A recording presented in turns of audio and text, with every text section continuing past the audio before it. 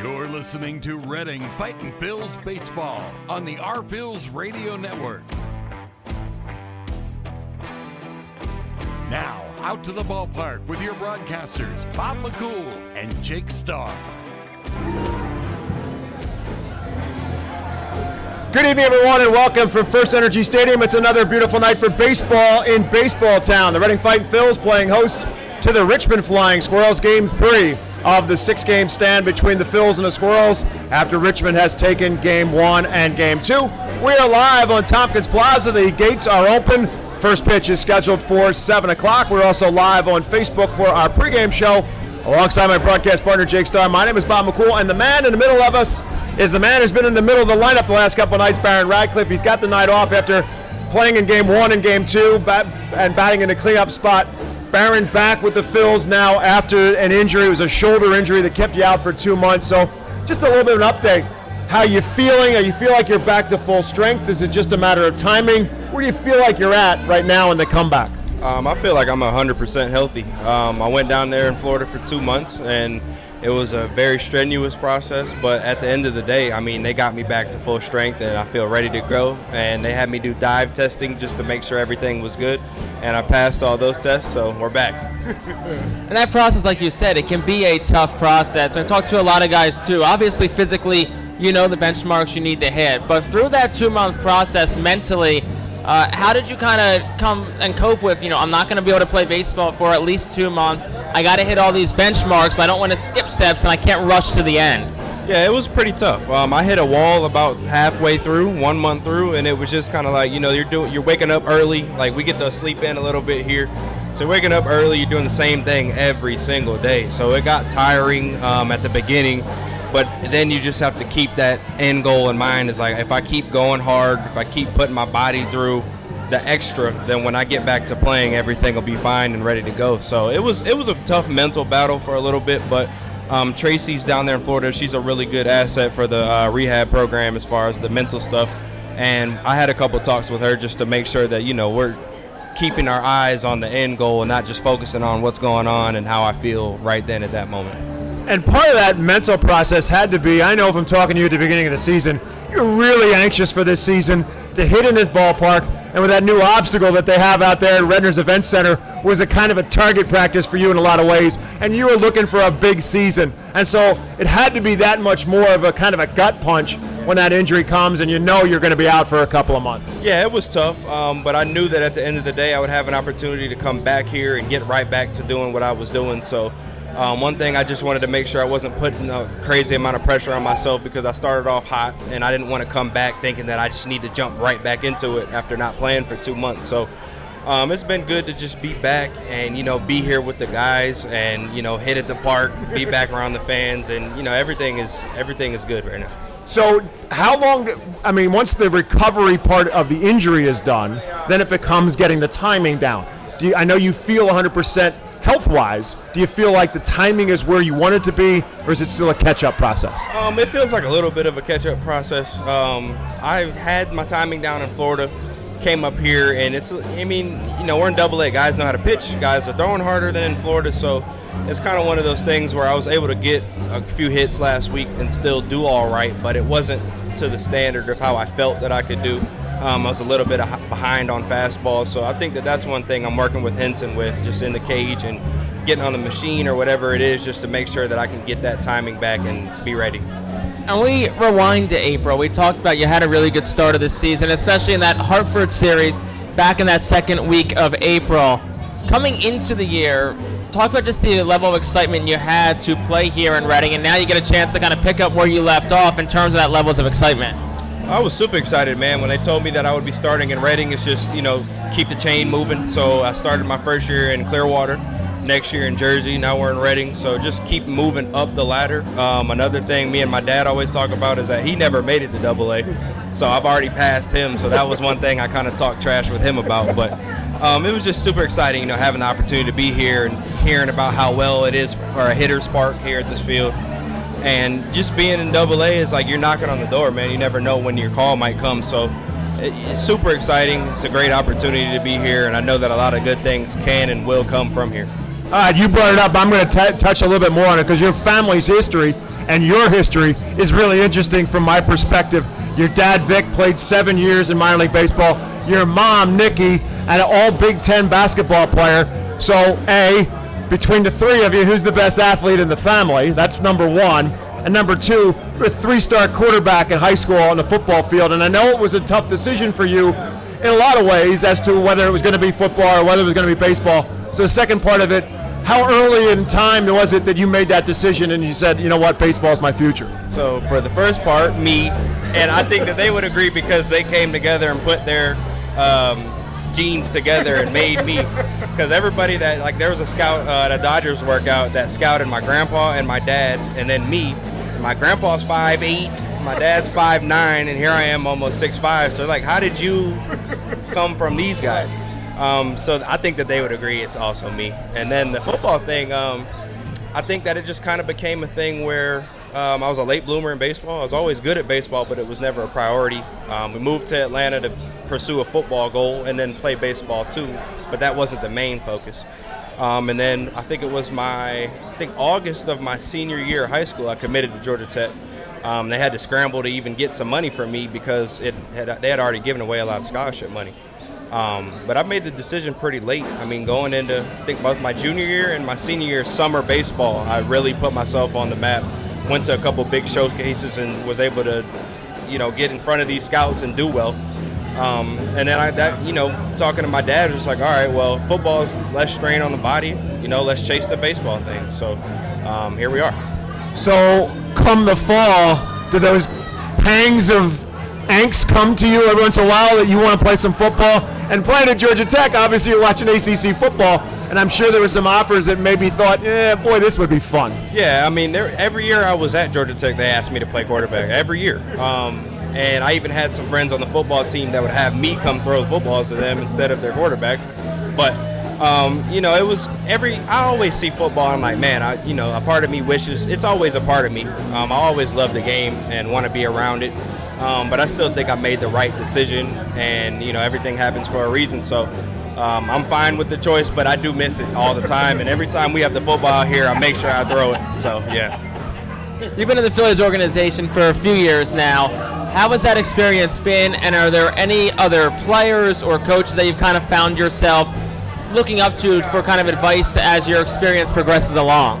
I've loved the Phillies, man. I'm very thankful that they took the opportunity on me in 2020, even though we didn't get to finish our college season. We got cut short in March. And I've loved, every step of the way, every coach that I've met, all the teammates that I've had. And then Henson is one of my favorite guys in the org. He's kept me advancing along the way, even though, like, last year I worked with him, but he wasn't our hitting coach for our team. And then I always admire Kevin Long as a big league hitting coach. He coached my dad as well. So him and my dad talk a lot and try to figure out some things. And then a lot of it's my college hitting coach. Me and him, James Ramsey, we're pretty close. We still talk if I ever need anything. And then my dad is, that's my guy. I had him in the cage last night trying to tweak some things, figure some stuff out. So, but yeah, there's a lot of guys in this org that I have respect for. Everybody knows what they're doing, and everybody has your best interest at heart. So, yeah. You're watching the Reading Fightin' Phillies pregame show. We're talking with Phil's outfielder, designated hitter, and often cleanup hitter, Baron Radcliffe. When you're standing at home plate and you're wearing a Phillies uniform, based on your size and based on your stance, the comparisons are obvious. Everybody says, man, he looks a lot like Ryan Howard when he's standing at home plate. Are you okay with that? Does it bother you? Do you want to be Baron Radcliffe and look, I'm not Ryan Howard, let me be who I am? Or do you say, okay, I'll take it?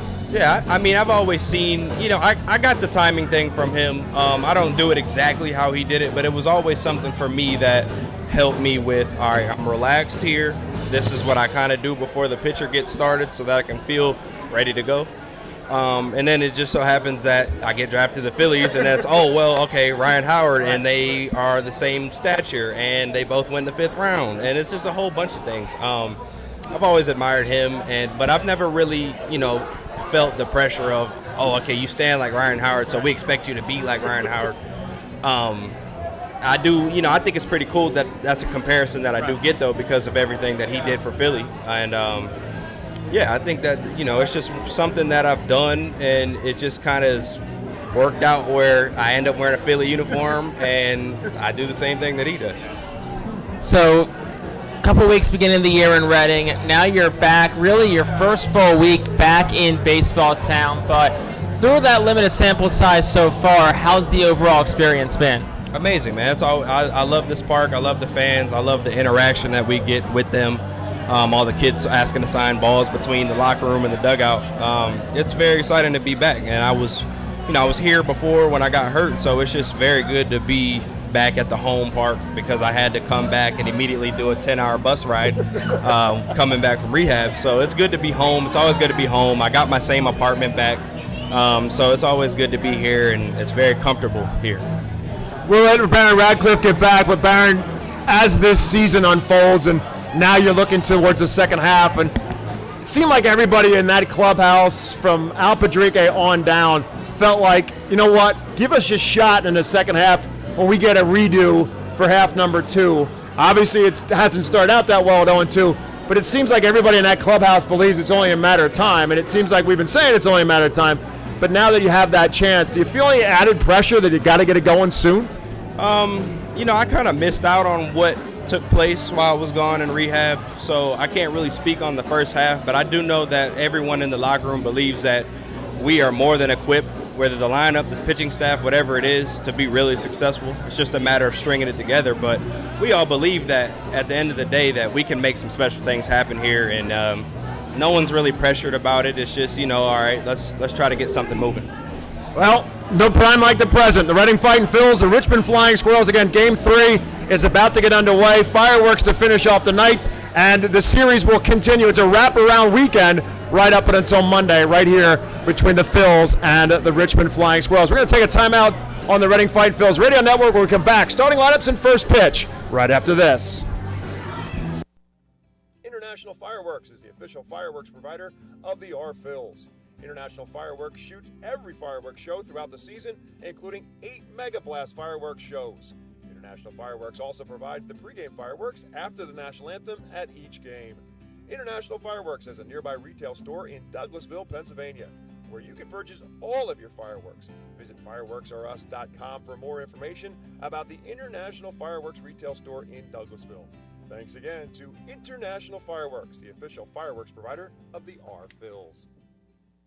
Star City Boxing, located at 4760 Schuylkill Avenue in Reading, is a 501c3 non-profit boxing gym unlike any other. Our goal is not only to help you be fit, but to be the best outlet for our youth and community. We welcome anyone who wants to improve their way of life, be fit, and box competitively or non-competitively. We work with you to reach your goals in and out of the gym. Stop in and meet our stars today.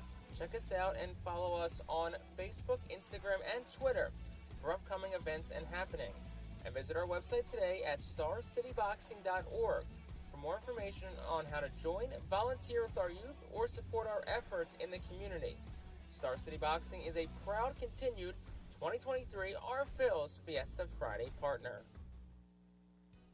The Penn State Health St. Joseph's 67 Club is the original hospitality area at FirstEnergy Stadium. Conveniently located along the third base side, the 67 Club gives you a front row seat to all the action at the hot corner. The area is safely protected from line drives with a large see-through net.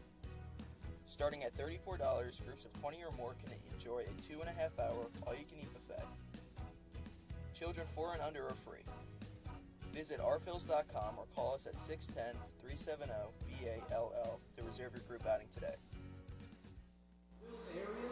Good evening, everyone, and welcome. FirstEnergy Stadium, the site, the Reading Fightin' Phils, and the Richmond Flying Squirrels. That is the components. Richmond won Game 1 and Game 2 of this 6-game series here at America's Classic Ballpark. Phil's trying to pick up the first game win of the second half of the season. Alongside my broadcast partner, Jake Starr, my name is Bob McCool. We will jump right in to our Golden Oaks Landscaping starting lineup for the Richmond Flying Squirrels, the AA affiliate of the San Francisco Giants. Wade Meckler back in the leadoff spot, hitting almost 400 on the season. We'll talk about that a lot over the course of the next couple of minutes and innings of this baseball game. Marco Luciano is in the 2-hole tonight after batting third most of the first 2 games of the series. Shane Matheny also up 1 spot in the order from cleanup to third. Andy Thomas is in the cleanup spot tonight. He's a designated hitter. Brandon Martirano is behind home plate, batting 5th. Batting 6th is Carter Williams. In left field, batting 7th is first baseman Logan Wyatt. Batting 8th is second baseman Jimmy Glowacki. And in 9th hole at third base is Simon Whiteman. And they will be facing right-handed pitcher for the Fightin' Phils, Griff McGarry. McGarry making his 8th start for Reading this year, is yet to earn a decision, a 3.86 ERA. 16 hits allowed, 17 walks, 29 strikeouts, across 23 and a third innings pitched. McGarry, last time out at Portland, 3 2/3, was better than the outing prior. 4 hits, an earned run, 3 walks, 4 strikeouts. The key tonight for Griff is going to be keeping the command in check, because if he can throw strikes, he can be a really dangerous pitcher. So it's a Fiesta Friday night, thanks to Savage 61 Dodge here at the ballpark. And so the Phils are wearing their Los Luchadores uniform on a Friday night. And we are underway. And Griff McGarry facing Wade Meckler. And the first pitch to him is a bit high for ball 1 on a 96-mile-an-hour fastball. Right back with another, and the same result up high, ball 2. Madison Stokes is in left field tonight for the Phils defensively. Carlos De La Cruz is in center with Johan Rojas getting a night off. Ethan Wilson is in right. Nick Podkul is at first base. Oliver Dunn at second. Casey Martin at short. Matthew Kroon is at third. And Herbert Iser gets the start tonight behind the plate as Meckler swings at the 2-0 pitch and fouls it straight back. And it's 2 balls and 1 strike. Meckler hitting at .394 on the season. He's 6 for 9 in this series.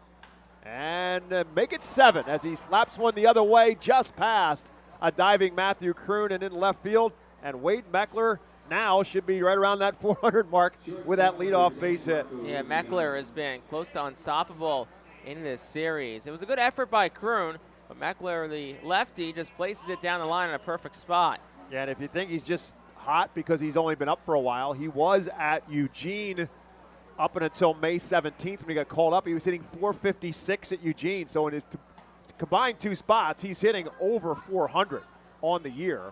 And he's a leadoff base runner for Marco Luciano on the first pitch from McGarry to Luciano. Misses for a ball. Luciano at .220 on the season. Had a good night last night with a couple hits. 2 for 8 now in the series as a result. This one driven into right center field. Ethan Wilson goes back. He'll look up, and it is off the top of the wall. Meckler was running from the get-go. He is rounding third. They're going to throw home, and it is not in time. It will be an RBI double for Marco Luciano. And the Richmond Flying Squirrels, for the 3rd time in this series, jump out on top, 1-0. Yeah, Luciano gave that one a ride towards center. And off the top of the wall, almost had a play at the plate there. Ball maybe about a hair late. And Richmond once again jumps up early. Give Meckler credit. He was off. He knew that ball wasn't going to be caught, and he never broke stride around second base. And ultimately, Dennis Pelfrey, the manager for the Flying Squirrels and coaching at third base, was pumping him all the way.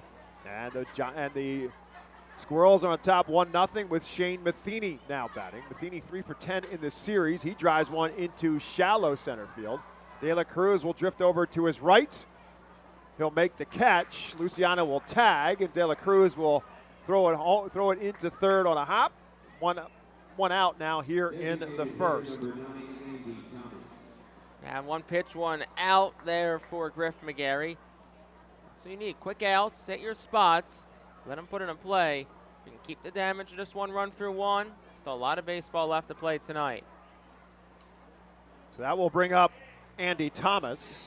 Thomas has done some damage in this series on his 2 hits. He's got a triple and a home run and 4 RBIs.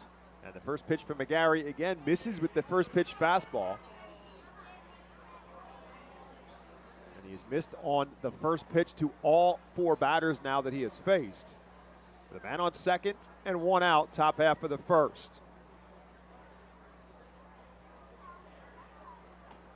Comes to the breaking ball there, and that's way outside, and it's now 2-0. Thomas at .203 on the season, 7 home runs, including his home run last night, and 36 RBIs on the year. It's a pretty productive RBI count for a guy hitting .203. 2-0 pitch to him. Swing and a miss at the fastball. Now it's 2-1. McGarry, 24 years of age, the number 3 prospect in the Phillies organization, 6'2", 190-pounder. 5th-round draft pick out of the University of Virginia in 2021. 2-1 pitch from him. Thomas tries to check his swing. They'll appeal. And they don't have to appeal because the home plate umpire, Zdenek Zedek, said that's a strike. So now Thomas will do some squawking as the count is 2-2. Phil's looked to appeal, and home plate umpire said, "Nah, don't bother. That's a strike." Defense plays Thomas to pull, a little bit more so in the infield than in the outfield for the left-handed hitter. 2-2 pitch, way outside again. As again, he misses outside with that fastball, much like Mick Abel did last night. A number of times to the left-handed pitchers, missing with the fastball up and away.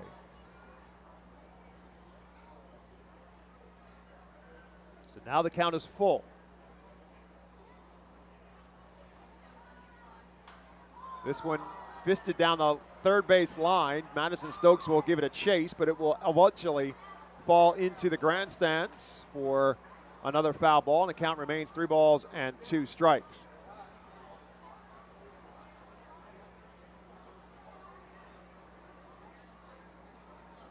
Richmond won game 1 of this series 6-0. Won last night's game by a 14-5 final score. This one again fouled out of play as Thomas stays alive and continues to make McGarry work hard.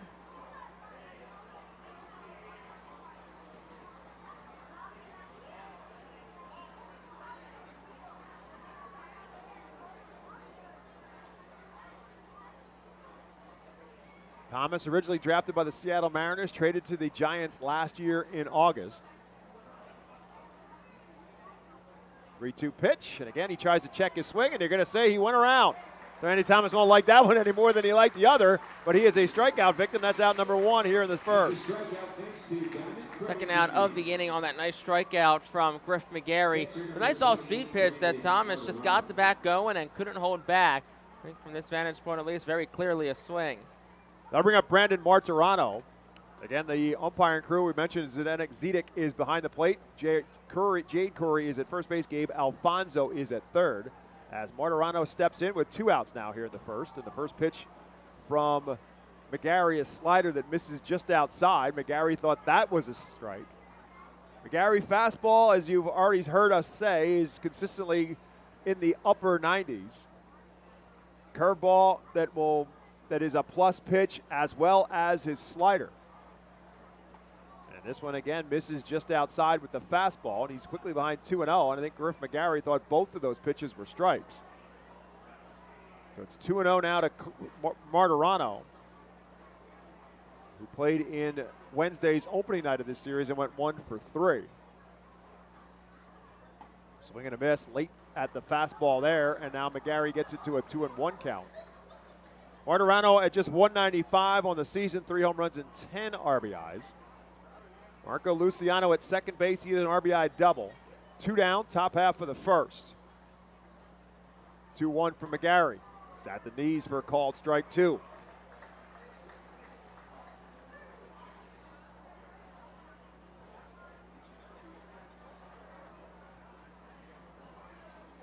McGarry now 1 pitch away from getting himself out of any further trouble here in the first. Luciano dances off of second, and a foul right back off the fence over by the Phil's dugout on the first base side. The crowd, as usual, on hand, still filing in. Fireworks to follow after tonight's game, and tomorrow night and Monday.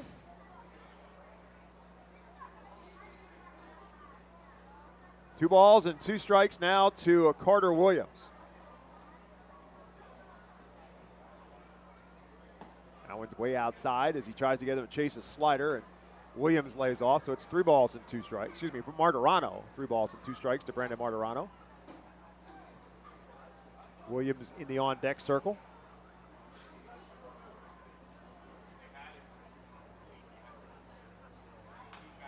Taps this one foul.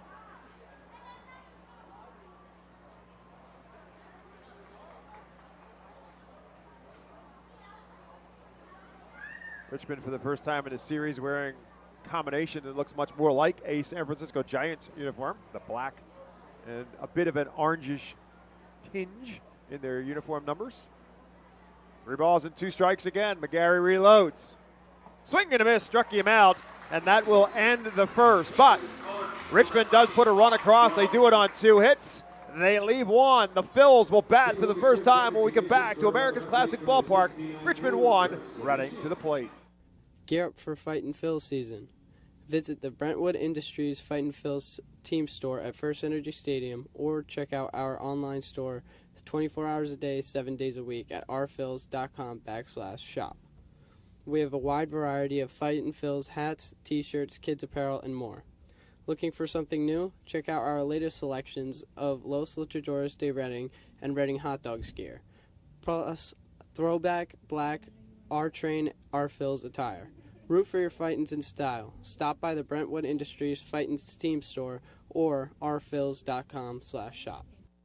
ROG Orthodontics is the proud official partner of the ROG Orthodontics Fightin' Phil's Kids Club. Join today at Fightins.com to get your free ROG Orthodontics Kids Club t-shirt and visit FantasticSmiles.com for more information on why ROG Orthodontics is voted #1 in Berks and Monco. ROG Orthodontics and the Fightin' Phils, 2 great hometown partners. Fans, nothing beats a great day at Golden Oaks Golf Club. Located just minutes from Reading, Golden Oaks is a beautiful, award-winning golf course open to the public with perfect greens, lush fairways, and a course playing for 5 sets of tees. Bogey's Pub is open to the public with the area's best full-course menu, featuring indoor and outdoor seating and TVs to watch your favorite sports teams. Let the Golden Oaks Golf Club team cater to your need. Lunch, dinner, golf outings, parties, company events, and fundraisers. Visit our website at GoldenOaksGolfClub.com and follow Golden Oaks Golf Club and Bogey's Pub on Facebook.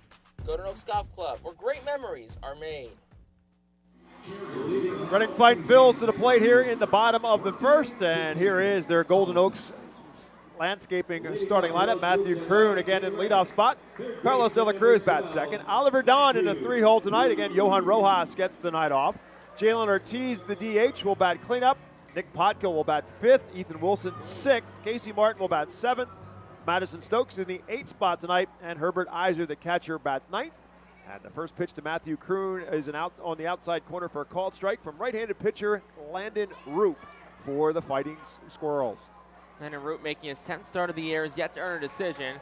A 1.95 ERA, 27 2/3 innings pitched, 22 hits allowed, 7 walks, 35 strikeouts. The control certainly has been strong for Roop this year.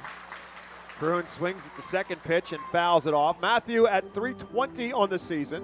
4 home runs, 36 RBIs. Also leads the team not only in hitting at .320, but in doubles with 17. The 0-2 pitch to him is low for a ball. Kroon among the leaders in the Eastern League in hitting as well with that .320 batting average. 1-2 pitch, swing and a miss. That will retire Matthew Kroon on 4 pitches. So it brings Carlos De La Cruz to the plate. De La Cruz scuffling a little bit to get going in this series so far at 1 for 8. Got an opposite field base hit last night after the 0 for 4 on Wednesday that ended his 38-game on-base streak. And the first pitch to him is a breaking ball and a good one for a called strike 1. Roop, the number 12 prospect in the Giants organization before this season began. 0-1 pitch to De La Cruz and a feeble swing there by Carlos and another breaking ball. And he's quickly behind 0 balls and 2 strikes. Roop with a fastball that's in the low 90s but has pretty good sinking movement to it. An excellent curveball, which is what De La Cruz just chased after, and a very good slider as well. So he's got De La Cruz in an 0-2 hole. Comes with another breaking ball and 3 straight pitches and 3 strikes to Carlos De La Cruz. Back-to-back strikeouts for Roop to start this first inning. Yeah, Roop is establishing that breaking ball early, and he is very much deceiving hitters with it as well. Strong start for the righty Roop.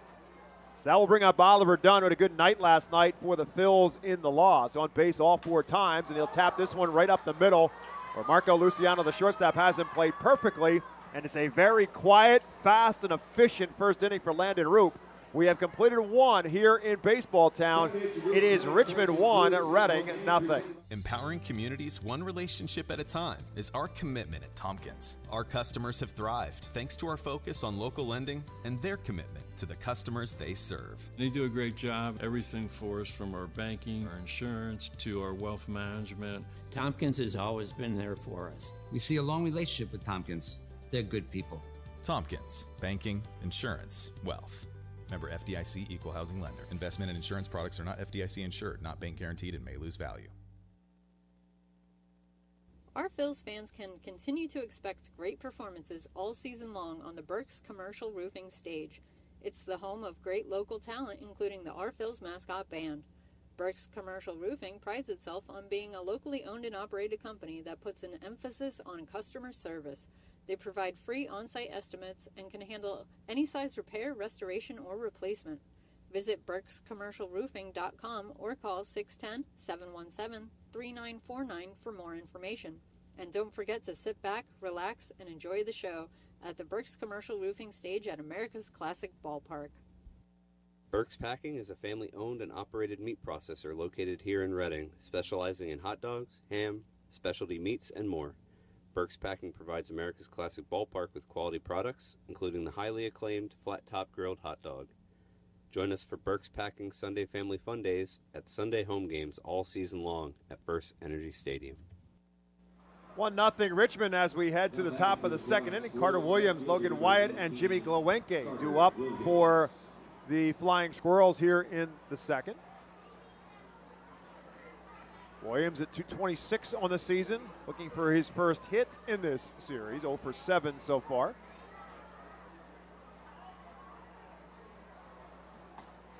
Way late on the off-speed pitch, and McGarry works ahead for one of the first times tonight.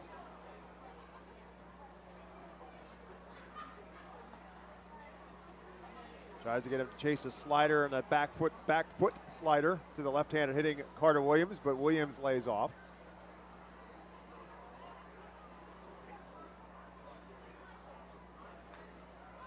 Curveball there that Williams fouls off, and so McGarry 1 ball and 2 strikes to Williams. McGarry struck out the last 2 batters in the first. After the first 2 batters in the game, got Richmond on the board, base hit by Wade Meckler and then the double by Marco Luciano. Swing and a miss, D-right 3, and that's 3 strikeouts in a row now for McGarry. Couple of things. A, I love the approach in that at-bat. Soft. Yep. Get the 1-2, hard up, swing and a miss. 2, McGarry looks like he made some sort of an adjustment because now he's getting the ball back, getting his sign, and going. He's taking the thinking out of it, and he's just doing. So that will bring up Logan Wyatt, yet another lefty in this lineup for Richmond. They are loaded with left-handed hitters, and he fouls this one straight back. Phil's will get a chance to test that a little bit tomorrow when they'll put a left-hander on the mound in David Parkinson. He will face right-hander Mason Black for Richmond in tomorrow night's Game 4 of this series at 6:45. And McGarry misses this one and taps himself in the chest, looking at Herbert Iser as if to say, yeah, that was on me. That was a bad pitch. So now it's 1 ball and 1 strike to Logan Wyatt, who's hitting at .321 since being called up to Richmond. This is 10th game for the Flying Squirrels. He pops this one into shallow left. Shortstop Casey Martin will give away to Madison Stokes, who will make the catch for out number 2. Once again, really good approach. Goes soft in, then follows with hard in, and he gets Logan Wyatt to sky it. And hard in like a hard pitch inside, not like James Harden, who seems to be soon a former member of the Philadelphia 76ers. That'll bring Jimmy Glowenke to the plate. Glowenke 0 for 4 last night in his lone appearance in this series, hitting at just .164. He was actually the designated hitter for the Squirrels last night, but playing at second base today. The first pitch from McGarry again is the slider that misses, and this is a little tapper. McGarry makes a nice play to his right, and they'll flip it to first, and a very efficient inning this time for Griff McGarry. As the Squirrels go 1-2-3 in the second. We'll take a timeout on the Reading Fightin' Phil's Radio Network with Richmond on top of Reading 1-0. Cornwall Manor is an active senior living community on a 190-acre wooded campus in Cornwall, Lebanon County. The community offers independence and opportunities for wellness and fitness, as well as educational and musical programs, and the peace of mind of having convenient health care on site. Cornwall Manor offers a range of residential choices from apartments to homes. Prospective residents are welcome to visit us for lunch and have a chance to learn more about the community. More information is available online at cornwallmanor.org. Cornwall Manor, celebrating 70 years of senior living. Star City Boxing, located at 4760 Schuylkill Avenue in Reading, is a 501c3 non-profit boxing gym unlike any other. Our goal is not only to help you be fit, but to be the best outlet for our youth and community. We welcome anyone who wants to improve their way of life, be fit, and box competitively or non-competitively. We work with you to reach your goals in and out of the gym. Stop in and meet our stars today. Check us out and follow us on Facebook, Instagram, and Twitter for upcoming events and happenings. And visit our website today at starcityboxing.org for more information on how to join, volunteer with our youth, or support our efforts in the community. Star City Boxing is a proud continued 2023 Our Phil's Fiesta Friday partner. The Reading Fightin Phillies are proud to partner with Berks County Mental Health and Disabilities Program. Together, we are striking out the stigma in order to raise community awareness about mental illness and suicide prevention with 3 simple words. Are you okay? The help is to begin a conversation to show Berks County that we care. Suicide hurts and affects everyone, but help is here. We will work together to help raise awareness. To the bottom of the second we head. The Reading Fightin Phillies trailing the Richmond Flying Squirrels by a score of 1-0. The bottom of the second presented to you by Cornwall Manor. Cornwall Manor has a full scope of outstanding health services, including a physician's office, a full therapy department, personal care, and skilled nursing care, located in Cornwall, Pennsylvania, just outside of Lebanon. Jalen Ortiz leads it off for the Los Luchadores and takes the first pitch for a ball and the second for a called strike.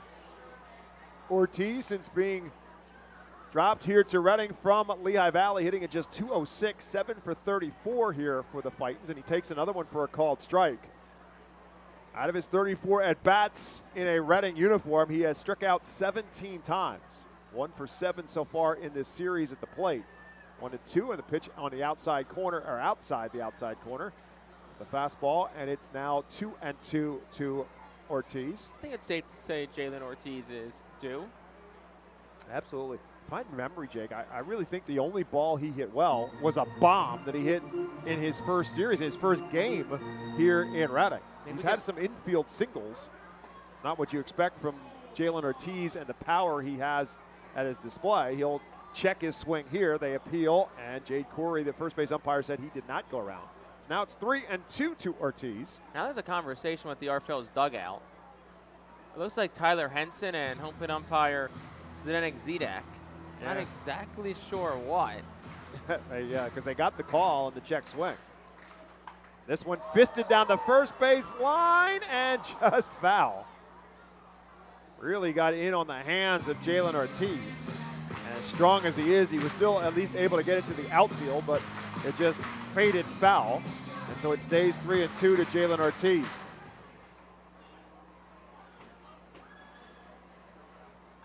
And he fouls another one straight back. Ortiz back in a cleanup spot. Baron Radcliffe, who had been in the cleanup spot the last couple nights, gets the night off after playing the first 2 games. We get a chance to spend some time talking with Baron Radcliffe, just a great guy to talk to. And we've got some time talking with him in our pregame show tonight. Hope you got a chance to hear it and see it. If not, Jake Starr will have it up for you over the course of the next several days on social media as Ortiz takes that one outside. He's a base runner for the Phils, the first one tonight for Reading. Leadoff base runner here in the second.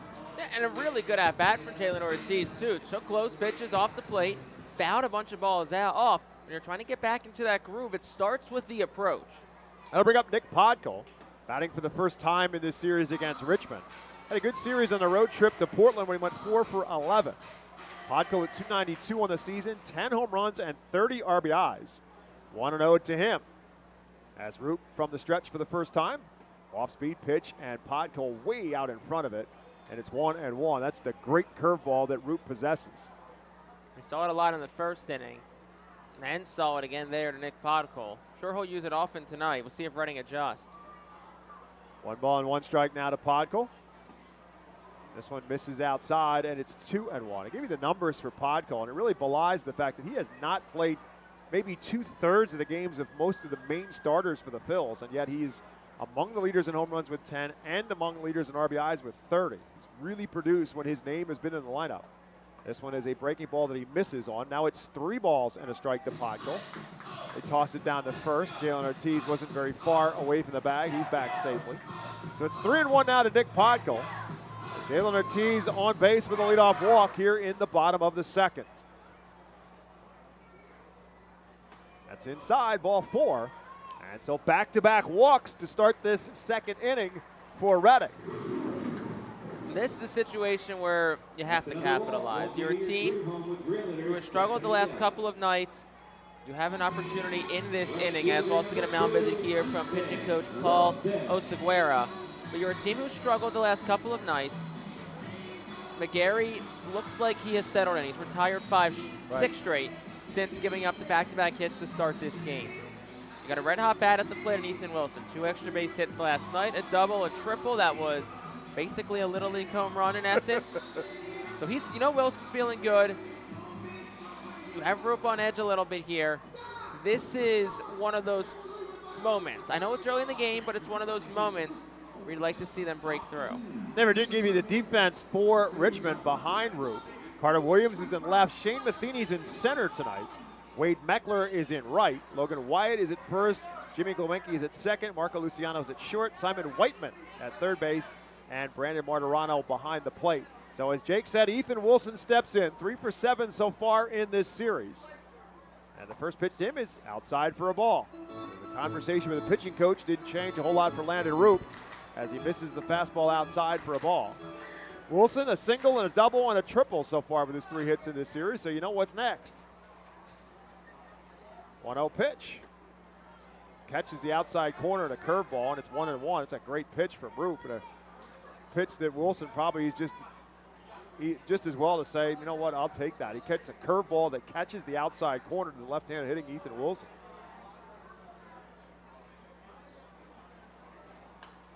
Fouls this one out of play. And so after falling behind 1-0, Roop comes back and gets 2 strikes now on Wilson. Ethan at 272 on the season, 11 home runs in total, 39 RBIs on the year. With his 2 RBIs last night on that triple that Jake referred to. The third triple of the year for Wilson. 2 of them have come against Richmond. 1 there, 1 here. 1 and 2 as he stands in now.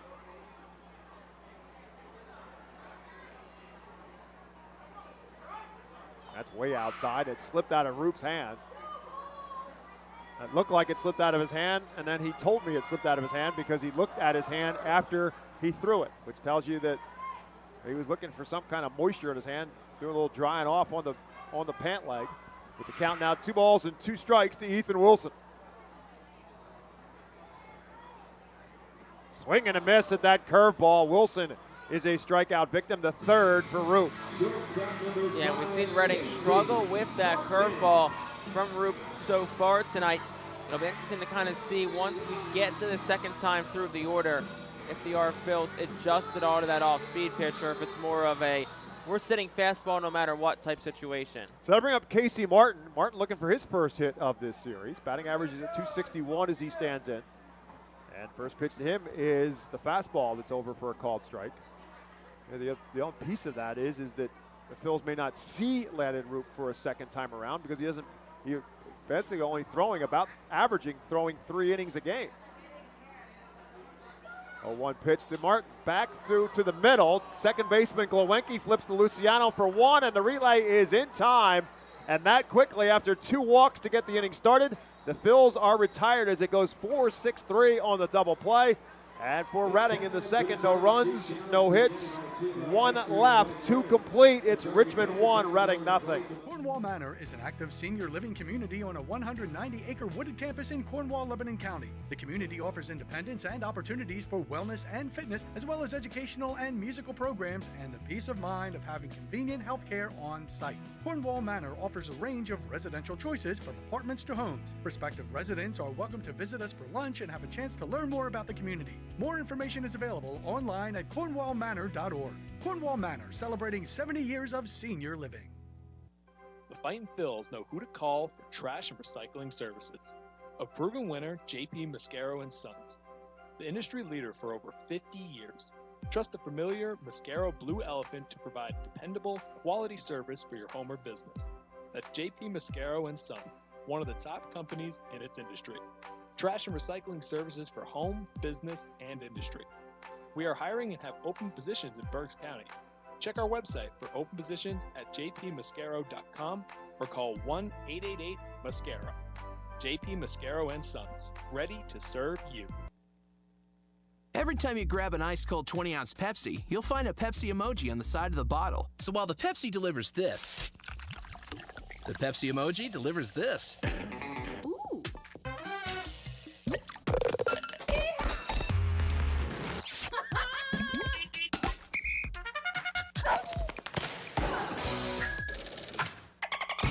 So go ahead, crack open a Pepsi, and tell the world how you feel and what you love. Tonight is Love It Here, Go Local. And fireworks to follow. One of the sponsors of that is Fleetwood Bank, as Richmond will send Simon Whiteman to the plate. Broken bat, ground ball to Matthew Kroon. 1 pitch and 1 out here in the third. Eager to knock your financial goals out of the park. Look no further than Fleetwood Bank. Since 1907, our community-focused team has offered customer-driven solutions to meet all of your individual and business needs. Stop by one of Fleetwood Bank's 7 branches to see what it means to bank local. Learn more at fleetwoodbank.com. Member FDIC, equal housing lender. Proud partner with the Reading Phils for Love It Here, Go Local program. We salute them. They are out amongst the crew in the Tower Health pool party enjoying tonight's baseball game. So hats off to those folks. Fleetwood Bank, one of the great local banks here in Berks County, and a great partner with the Reading Fightin Phils for many years. As Wade Meckler at the top of the order now up for Richmond with 1 out here in the third. And Meckler, who got it started for Richmond in the first single, they came around to score from Marco Luciano, who's in the on-deck circle, to get Richmond the run in the first inning. McGarry has settled down and retired 7 straight since that point in time. And he's ahead of Meckler, no balls and 2 strikes, and that one is that back foot slider to the left-handed hitting Meckler that misses for strike 2. So Meckler with that hit is indeed up over 400 now in his time here in Richmond. 1-2 pitch, swing and a miss, and McGarry strikes out Meckler. That is not something that is easy to do. He is a contact hitter. And Meckler strikes out for the 4th strikeout for McGarry, and now 2 outs here in the third. And that will bring up the aforementioned Marco Luciano, who had that RBI double. Bounced it off the top of, or off the middle of the Redders Event Center as he just got it underneath the railing on the balcony that is the home run line now in right center field. So Luciano with the RBI double. It was his 11th double of the season, his 29th RBI of the year. The first pitch from McGarry is over for called strike 1. Right back with the 0-1 pitch and a fastball up high that Luciano cannot catch up to. And McGarry is dealing right now. No balls and 2 strikes to Luciano.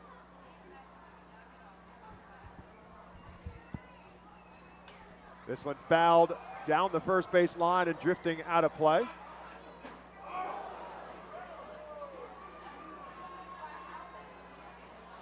Just checking the numbers, that is the 11th time that Wade Meckler has struck out in 71 at bats. So again, he's a contact kind of guy, but McGarry able to strike him out. So now he's ahead 0-2 on Marco Luciano. Swing and a miss, strike 3, and McGarry ends up striking out 2 of the 3 batters as they Flying Squirrels go 1-2-3 again in the third. We'll take a timeout back on the Reading Fightin Phils Radio Network with Richmond on top of Reading 1-0. Nursing home neglect is a serious problem. If you or a loved one has suffered from bed sores obtained in a nursing home or a fall down in a nursing home resulting in a fracture, our friends at Swartz Culleton can help. Call the attorneys at Swartz Culleton for a free consultation. Their phone number is 1-800-JUSTICE. That's 1-800-587-8423. Once again, call 1-800-JUSTICE today. Swartz Culleton is a proud sponsor of the Reading Fightin Phils. Humane Pennsylvania is an innovative national leader in animal welfare with adoption centers, accredited nonprofit veterinarian hospitals, emergency animal rescue services, community pet assistance programs, and a free community dog park. At HPA, we are passionate about going the extra base to keep your pets healthy and happy at home with you. With a variety of services and different ways and times to access them and variable pricing, Humane Pennsylvania is here to provide your pets with exceptional care how, when, and where they need it. Visit humanepa.org for more information. The Enersys Power Alley Pub features a 2.5-hour all-you-can-eat buffet, private bar with bartender, 2 rows of seats, bar stool seating, and 4 cafe tables. The pub provides your party a private area to enjoy the ball game away from other fans. The Enersys Power Alley Pub may accommodate groups of 40 to 60 people. Enjoy socializing with your group and watch the game with a unique vantage point. To the bottom of the third, we turn. If you've been injured in a motor vehicle accident, call the attorneys at Swartz-Culleton. Call 1-800-JUSTICE today. Madison Stokes will lead it off for the Phils. Madison getting his first start in this series, hitting at .265 on the season. Herbert Iser to follow, and the top of the order in Matthew Kroon. Richmond on top 1-0, and the first pitch from Landon Roop to Madison Stokes is over for a called strike. Swings and misses at the breaking ball, and it's now quickly no balls and 2 strikes to Stokes. Roop with 3 strikes out so far, and McGarry with 5. 2 young pitchers who are dealing right now in this one, and this one is in the dirt on that curveball. Roop has been really effective with that curveball. And now it's 1 ball and 2 strikes to Stokes. That one's outside. It's 2-2. Stokes playing in left field tonight. He's played pretty much everywhere for the Fightins over the course of his time in Reading, both last year and this. 2-2 to him now. That one is on the outside corner for a called strike 3. And make it now 4 strikeouts for Landon Roop. Yeah, good spot there by Landon Roop. And now you got Iser, and then you flip things back over to the top. Not sure how much of the lineup we'll see him a second time through, but the thought is at least some of it we'll see him a second time through. We'll see how they adjust after Herbert Iser. Iser getting his first start since June the 15th, but he has been productive with the bat in his hand.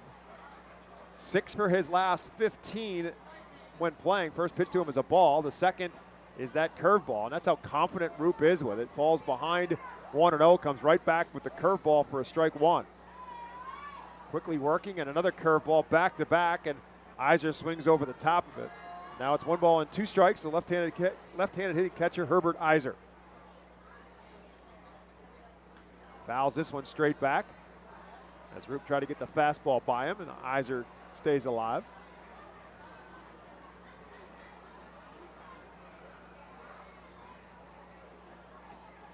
That one on the outside corner for a call. It's strike 3, and both teams have not exactly agreed with the strike zone, especially on the outside corners.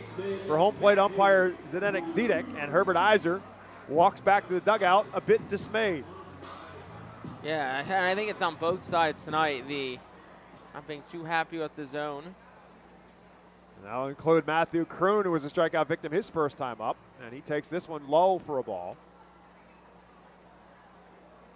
Takes us to our Phil's team leader for tonight, brought to you by Cross Country Mortgage Loan Officer Johanna Arias, and Matthew Kroon leads the team in hitting at .320, coming in tonight, and in doubles with 17. Today's Cross Country Mortgage Loan Officer Johanna Arias, our Phil's team leader. Kroon hits this one down the third base line, but they'll say it was foul. Simon Whiteman dives into foul territory to stop it, but it was a foul ball. Again, our Phil's team leader, Johanna Arias. You can contact her at 484-554-9969, or you can do it by email at johanna.arias@myccmortgage.com. 3 balls and a strike now to Matthew Kroon as he stands in. Roop did walk 2 last inning. And that's over for a called strike. Unfortunately for the Fightins, a double play wiped out that inning. Still looking for their first hit. 3-2 now to Matthew Kroon. And that's on the outside corner for a called strike 3. So the Phils again go down 1-2-3 as Roop strikes out the side. When we come back, it's Richmond 1, Reading nothing. Nursing home neglect is a serious problem. If you or a loved one has suffered from bed sores obtained in a nursing home or a fall down in a nursing home resulting in a fracture, our friends at Swartz-Culleton can help. Call the attorneys at Swartz-Culleton for a free consultation. Their phone number is 1-800-JUSTICE. That's 587-8423. Once again, call 1-800-JUSTICE today. Swartz-Culleton is a proud sponsor of the Reading Fightin' Phils. Are you looking for a reliable food distributor to meet all your culinary needs? Look no further than our trusted team at Feaser's Food Distributors. For over 120 years, our products have been sourced from the best farms and suppliers, ensuring that you get the best ingredients for your restaurant or organization. From fresh produce to premium meats, Feaser's supplies everything but the appetite. Visit Feasers.com today to experience the difference in working with a top-tier, family-owned food distributor. Feaser's, your partner for success in the kitchen. Looking for a fast and hassle-free way to get your snacks and non-perishable groceries? Look no further than FeasersDirect.com. In just a few clicks, discover the convenience of having your culinary essentials ready for a pickup at our headquarters in Harrisburg. The Reading Fightin' Phils are pleased to present you with their classic game program, all electronically. This program has information on the coaching staff, player roster, and front office staff. It also includes feature stories and alumni reports on all of your favorite guys who spent time in Baseball Town. Visit ourphils.com/programs to check it out. We head to the top half of the fourth inning here in Baseball Town. Pitchers duel right now. Richmond on top 1-0. And time now at the top of the fourth for Jake Starr to take over our play-by-play. Thank you very much, Bob. Like you said, top half of the fourth inning. It's a 1-0 lead for the Richmond Flying Squirrels. Griff McGarry, who is seemingly settled in, steps back onto the rubber and will face 3, 4, 5 of the Squirrels lineup, starting with Shane Matheny. First pitch is roped, but it'll be foul down the right field line into the Phillies bullpen, where they scurry like a bunch of bowling pins. Well, actually, I was thinking with those black and yellow uniforms on, more like bumblebees, the way they were buzzing around out there. McGarry, who working with good tempo tonight, deals the next pitch. It's a fastball in the outside corner for a called strike, 0-2.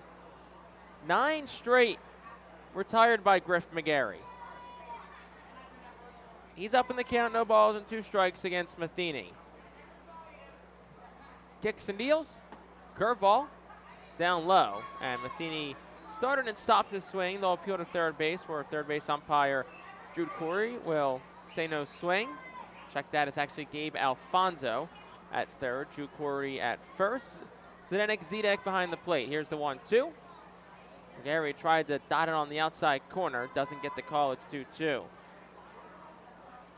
Wade Meckler led off the game with a single.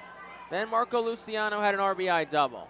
Since then, it's been 9 straight sent down. 2-2, up and away for a ball, counts full. Of those 9 straight, 5 have been strikeouts. 8 the season high in punch-outs for Griff McGarry. That came back on June the 10th, right here against Binghamton. The 3-2. Curveball that misses inside for a ball, and that's ball 4. McGarry wanted the strike 3 call, but doesn't get it from Zdenek Zedek. And it's the first walk issued tonight from McGarry, and that'll bring Andy Thomas to the plate. Well, that's good sign number 1 from McGarry, that it's only the first walk he gives up, and here we are in the fourth inning. But he was again missing on those fastballs up and away. That's where he was missing early on in this game. First pitch to Thomas is smacked the other way, foul, 1-0, 0-1. But we noticed that McGarry, and he has, we talked to him in a pregame show a few weeks ago, he has kind of his own version of a way to settle himself down and reconfigure himself and reposition himself. And we can almost see that happening at the end of that first inning. The 0-1. Fastball that just misses inside for a ball, 1-1. Andy Thomas, the DH, bats from the left side. He's 0 for 1 tonight. He struck out swinging back in the first. Our Phil's defense positioned to turn 2. No outs in the top of the fourth. McGarry from the stretch, deals. Ground ball, it's a foul ball just to the right of the first base line. Shoots all the way to the corner and saves probably a double and potentially a run by a matter of inches, as that was just in the foul territory side of the first base bag. And get back to McGarry on what he does. He refers back to one of his coaches at the University of Virginia, and he's the one that got him doing this, that he'll kind of just reposition his belt, he'll fix the metal around his neck, just tuck it back into his jersey. It's just his way of kind of refocusing his mind on what he's doing. 1 ball, 2 strikes. McGarry readies and deals. That one is hit in the air out towards left center shallow. De La Cruz racing in. He dives, and it hits off his glove, and it goes behind him. Stokes backs him up. Runners go into third. Throw goes to the cutoff man. And it'll likely be a no-out double for Andy Thomas. Shane Maffini up to third. And once again, baseball matter of inches. Carlos De La Cruz almost makes a remarkable catch, but it hits off the tip of his glove, and it's a no-out double for Thomas. Now it's runners on second and third, still with nobody away. And that's a lot of inches when it comes to Carlos De La Cruz, and he ran a long way to get there and dove to get it. And again, Johan Rojas getting a needed night off tonight, and you think back, and that's more than likely a catch for Johan Rojas. De La Cruz obviously not nearly the kind of center fielder that Rojas is. First made a great effort. Brendan Martirano is fouled back 0-1. Now McGarry's got some trouble to get out of. No balls and one strike to Martirano. Runners on second and third. And McGarry will ask for a new baseball from the home plate umpire, Zdenek Zidek. Infield plays back for the Fightins. Willing to concede and out for a run. Here in this top half of the fourth inning. Fightins trail 1-0. McGarry readies and deals. Outside for a ball, 1-1.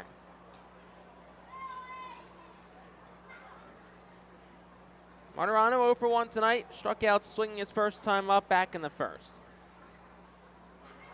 Swinging a good bat lately, .313 across his last 5. An OPS of .921 throughout that span. Next pitch, swing and a miss on an off-speed pitch. It's 1-2. So that's what you have to be thinking about with McGarry. You don't want to necessarily be looking to strike people out all the time, but there are times in a game where a strikeout becomes paramount, and this is a classic case of it. Again, it's only a 1-0 game, but second and third, nobody out. Strikeout here becomes huge. As we said, the infield remains back with no outs in the top of the fourth. Richmond has runners on second and third. 1 ball, 2 strikes to Martirano. McGarry kicks and deals. Goes to the slider again. It's low and away for a ball, 2-2. Martirano, the righty, did have a stint on the IL this year from April 21st to June the 8th. In his first game back off the injured list, he had a home run against Altoona. Even in the count, 2 balls and 2 strikes. The pitch. That's skied in the air, foul to the right side, and it'll go out of play. Count remains even at 2 balls and 2 strikes. Martirano digs in from the right side, ever so slightly open stance.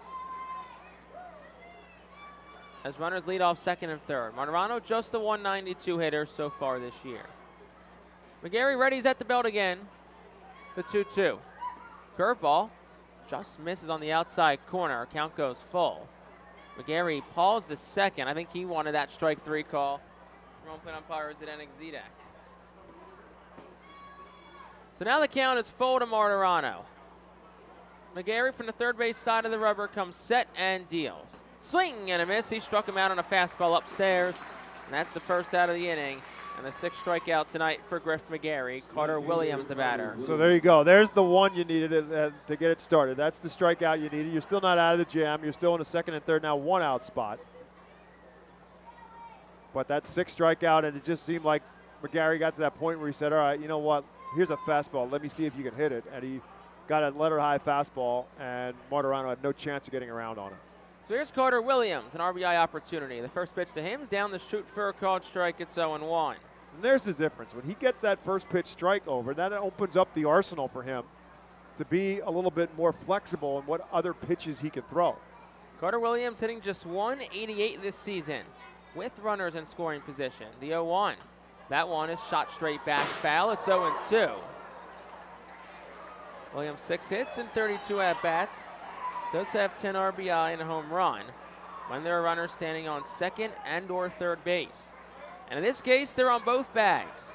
But Williams down to the count, no balls and 2 strikes. 1 out, top of the fourth.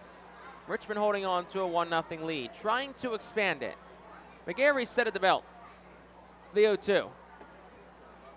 Down and in for a ball, it's 1-2.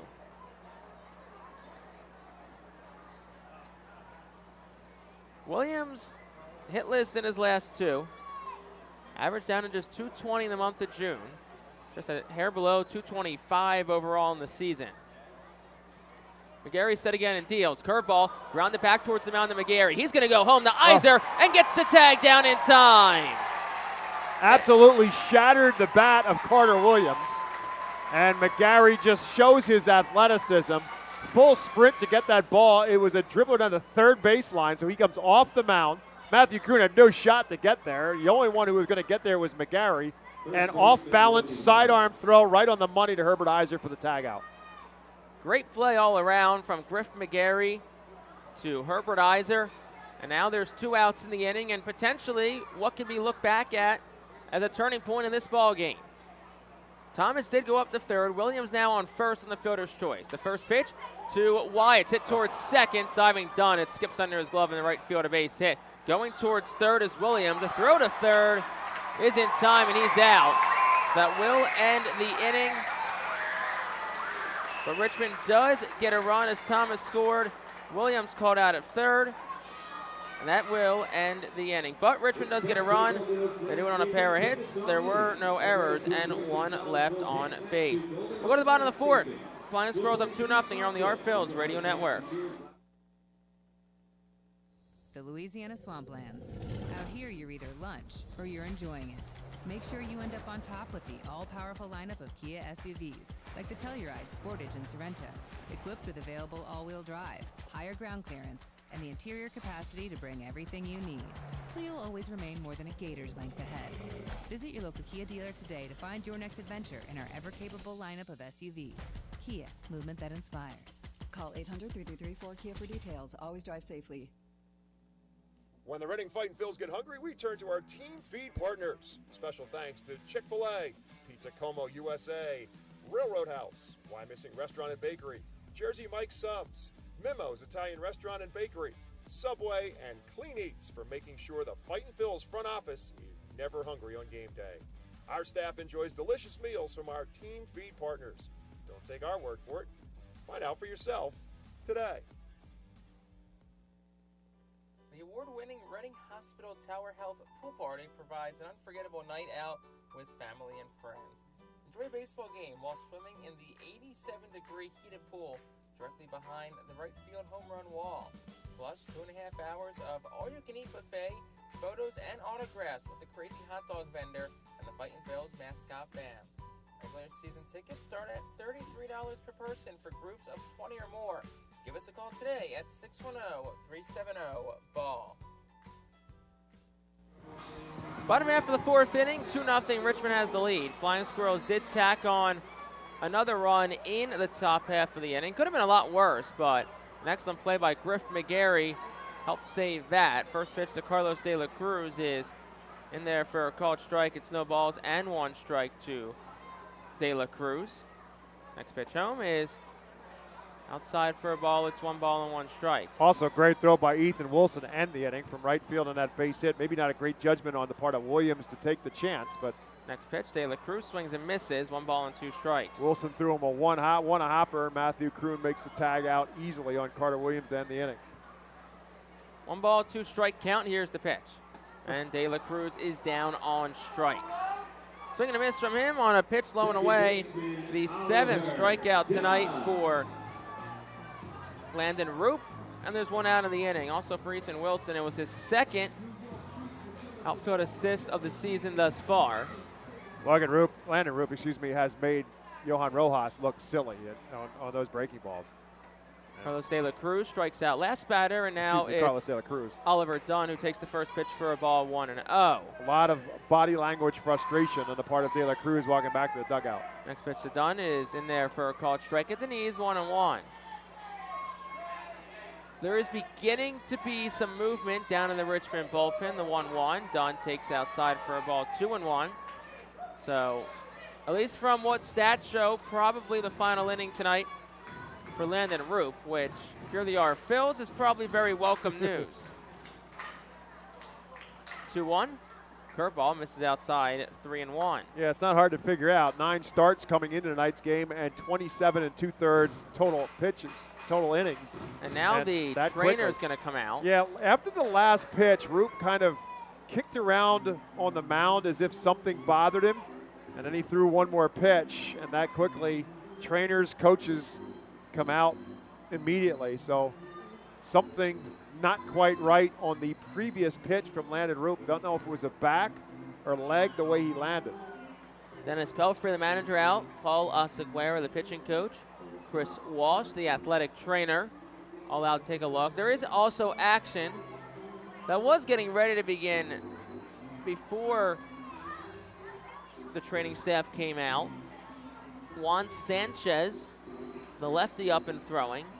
Sanchez, a Venezuela native, and we'll see if he's needed now, or at least if you're Richmond, you hope it's after this inning. Yeah, I would be willing to bet a large amount of money that Roop is done. Again, yeah, it looks like he's done. Third base umpire Gabe Alfonso went to signal the bullpen, and the home plate umpire Zenik Zedek signaled to the Arphil's dugout. At least that's what it looks like.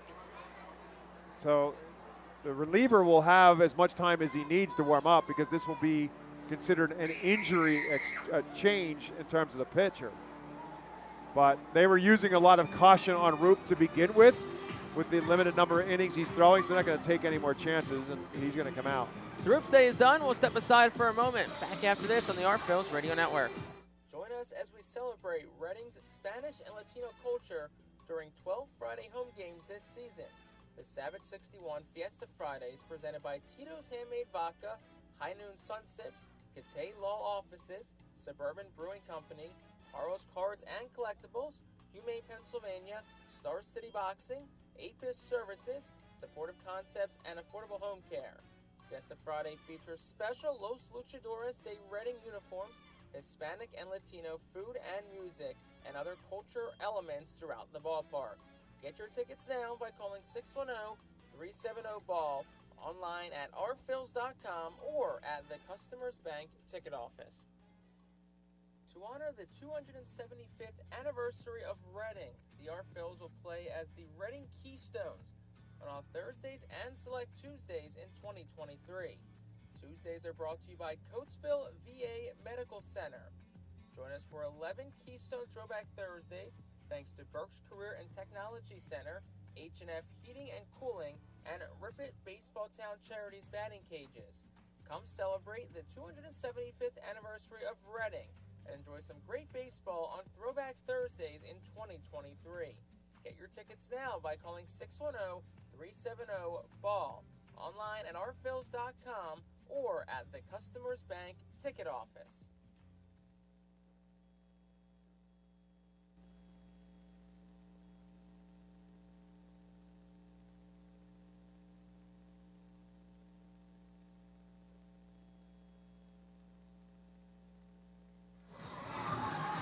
So Juan Sanchez is the new pitcher for the Richmond Flying Squirrels. It's his 21st appearance.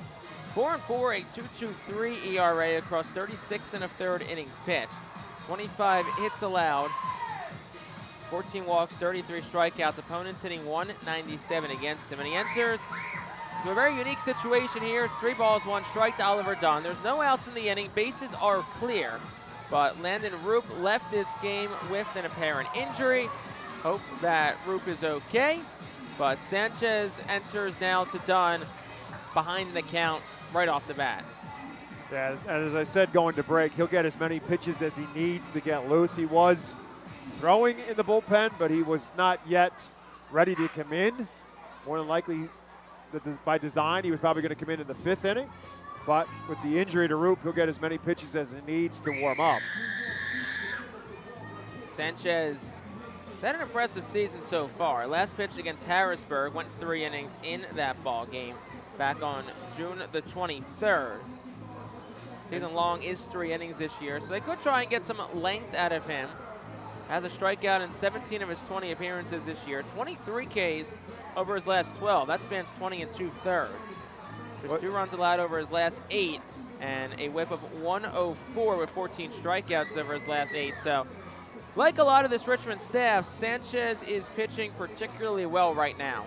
And you mentioned the 4-4 record for a guy coming out of the bullpen, but the way the Giants and this Richmond team have been going about things, which is the vast majority of their starting pitchers aren't going much more than about 4 innings on most nights.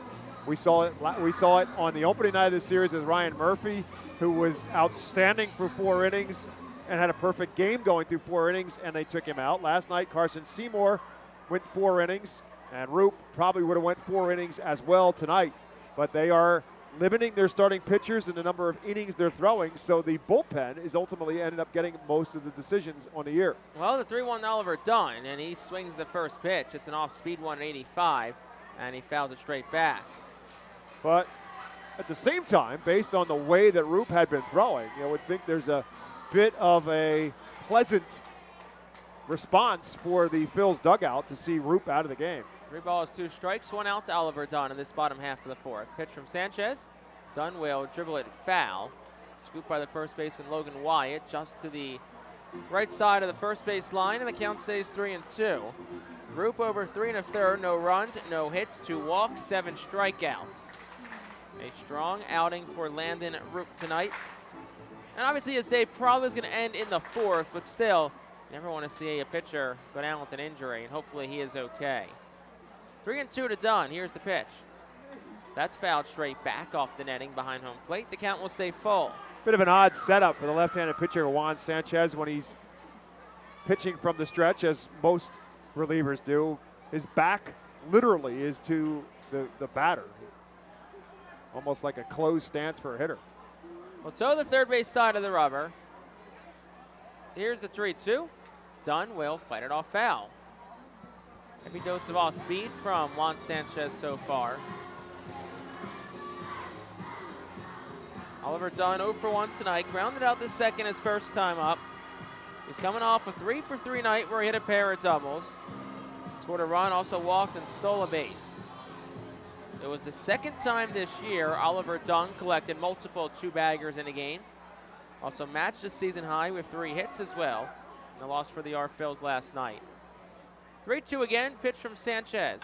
Dunn will dribble it back towards the middle. Luciano, the shortstop, ranges behind the bag to throw it. It's the soft throw, and Dunn, who was motoring down the line, beats it out. And it's the first hit of the night for the Phils, and it comes on an infield single from Oliver Dunn. And so Dunn's run continues. Again, he had 3 hits last night and a walk. So on base all 4 times. And the defense really took one away from them last time because Luciano playing the left-hander up the middle. Dunn hit it up the middle, but because Luciano was cheating that way, took any potential base hit away from the left-hander Dunn. This time it was one too many hops for Luciano to make the play and get Dunn hustling all the way, gets himself a hustle single. First pitch to Ortiz, skies it in the air, right side of the infield. Galecki, the second baseman, backs up to the edge of the dirt, and he'll make the catch for out number 2. So 1 pitch, 1 out to Ortiz. 2 down in this bottom half of the 4th inning. Richmond still leads 2-0 as Nick Podko will approach the plate.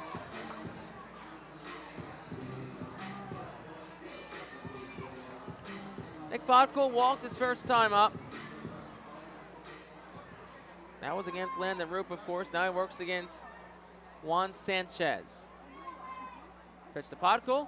Hits off the mitt of the catcher, Martirano. Goes to the backstop, and Dunn's up to second on a pass ball. That's the second pass ball this year charged to Martirano.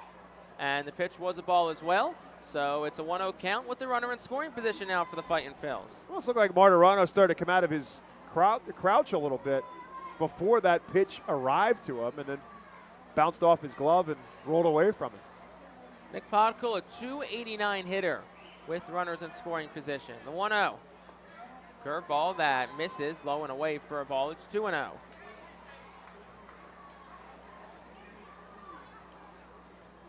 .13 hits and 45 at-bats. 22 RBI and 4 home runs when there's a runner on second and or third. 2-0. Another breaking pitch. That's this time in there for a called strike. It's 2-1. Podko last played Sunday at Portland. Actually was not in the starting lineup. Entered the game after Jalen Ortiz was ejected in the first inning. The 2-1 to him. That's in tight for a ball. It's 3-1. That almost got away from Martirano again. Podko then proceeded in that game to go 2 for 3, score 2 runs, drive in 2, and also hit 2 triples, making him the first RFO to hit 2 triples in a game since Art Charles did it back on April the 24th, 2015 against Harrisburg. 3-1 to count to Podko. Here's the pitch. That's up and away, ball 4. So that'll put runners on first and second for Ethan Wilson. Second time Podcole's been walked tonight. So here's Ethan Wilson again in the same situation he was in the last time with runners at first and second. Last time nobody out, this time 2 outs. And a chance to come up big and get the Phils on the board. Wilson 0 for 1 tonight, struck out swinging against Landon Roop his first time up. A .242 hitter this year with runners in scoring position. It's a lefty-on-lefty matchup, the first pitch home. Wilson swinging a miss on a pitch inside. It's 0-1. We noticed this in the opening night of this season, this series. Vaughn Brown, the center fielder, was really shallow. Shane Matheny, all playing center field tonight, is awfully shallow for a guy with the power of Ethan Wilson. No balls, 1 strike. The pitch. That gets the inside corner for a called strike. It's 0-2. Ethan Wilson quickly finds himself in a hole. Dunn leads off second. Podcole leads off first. There's 2 outs in the bottom of the 4th. Richmond leads at 2-0. Sanchez, who entered in the inning in relief, will come ready at the letters. Trying to work out of a little bit of a jam. The 0-2. And Wilson swings and misses on an off-speed pitch, and he's down on strikes. First strikeout tonight for Juan Sanchez. No runs in the inning, on a hit. There were no errors, and 2 Fightin' Phils are left on base. We'll go to the 5th. Richmond still up 2-0 on the Reading Fightin' Phils Radio Network. Join us as we celebrate Reading's Spanish and Latino culture during 12 Friday home games this season. The Savage 61 Fiesta Fridays presented by Tito's Handmade Vodka, High Noon Sun Sips, Catay Law Offices, Suburban Brewing Company, Haro's Cards and Collectibles, Humane Pennsylvania, Star City Boxing, Apis Services, Supportive Concepts, and Affordable Home Care. Fiesta Friday features special Los Luchadores de Reading uniforms, Hispanic and Latino food and music, and other culture elements throughout the ballpark. Get your tickets now by calling 610-370-BALL, online at rphils.com or at the Customers Bank ticket office. To honor the 275th anniversary of Reading, the R Phils will play as the Reading Keystones on Thursdays and select Tuesdays in 2023. Tuesdays are brought to you by Coatesville VA Medical Center. Join us for 11 Keystone Throwback Thursdays thanks to Burke's Career and Technology Center, H&F Heating and Cooling, and Rip It Baseball Town Charities batting cages. Come celebrate the 275th anniversary of Reading and enjoy some great baseball on Throwback Thursdays in 2023. Get your tickets now by calling 610-370-BALL, online at rphils.com or at the Customers Bank ticket office. Top half of the 5th inning, 2-0 Richmond has the lead. Griff McGarry back out on the mound for inning number 5 of work for the Fightin' Phils.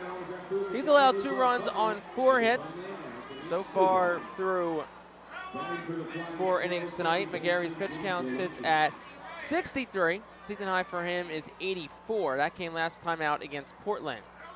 Jimmy Glenke will step in, the leadoff hitter. First pitch to him. Swing and a miss, 0-1. McGarry can keep it under 12-13 this inning. Potentially a chance we see him for the 6. His season high is 5. He's done that once. The 0-1. Off-speed pitch, outside corner. They'll appeal to first. And Jude Corey will say Glenke did not go. It's 1-1. McGarry working quickly here from the windup, kicks and deals. That one's a line drive off the glove of McGarry. Quickly retrieves it to his knees, throws the first, and it is in time. What another great play by Griff McGarry. Truth be told, if he let that go, it probably would have been a one-hopper to Oliver Dunn, who was behind him. But McGarry instinctively put the glove up and knocked it down, and then it became a chase to get the ball. Dunn was too far away to get it, so McGarry had to get it. And again, with the sidearm throw like he did on that ball to the plate, McGarry showing his athleticism on the mound tonight defensively. In and out of his glove, and then able to retrieve it. Simon Whiteman, the batter. First pitch of the ball, 1-0. And in addition to all of what you just said, the off-balance throws that he's had to make in both cases, and he threw good throws on both. 1 ball, no strikes. Next pitch. Whiteman will take it down low for a ball, 2-0. And if it doesn't make contact with McGarry's glove, probably a routine ground ball to Oliver Dunn, but nonetheless, an impressive play by the Phillies' third-ranked prospect. The 2-0 is just outside for a ball. It's 3-0.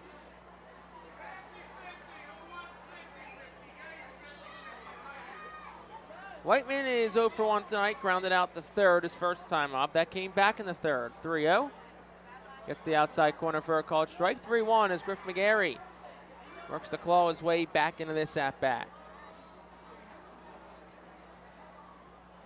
3-1. That is shot back foul. It's 3-2. That was pitch number 71 for Griff McGarry.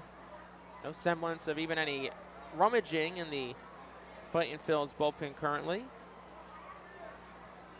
As McGarry was down 3-0, now it's 3-2 to Simon Whiteman. 1 out, top of the 5th. Here's the pitch. Just misses outside for a ball, 4.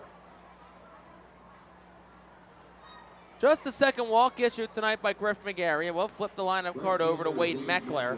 Meckler's 1 for 2 so far today. He's had himself one heck of a series so far. He's had himself one heck of a season so far. He has tore it up. Doesn't matter whether he was at High A Eugene or here at Richmond, hitting over 400 in both spots. Our Phils will look to turn 2. First pitch to Meckler is upstairs for a ball, 1-0. Meckler hits in his last 4. Reached base in his last 8. Leadoff hitter who bats from the left side. 1 ball, no strikes to him. McGarry readies, throws to first, and back in time with the slide was Simon Whiteman. 7 for 8 in stolen bases this year is Whiteman. This is 60th game played. So Christian Hernandez will now begin to get loose in the Phil's bullpen. The 1-0. That's a foul ball, shot straight back. It's 1-1.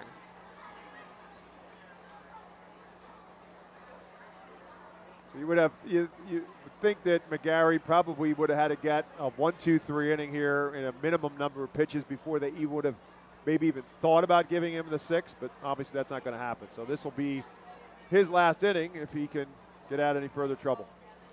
The 1-1.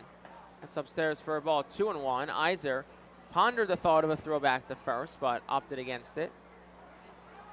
Christian Hernandez is up and throwing in the Fightin Phil's bullpen.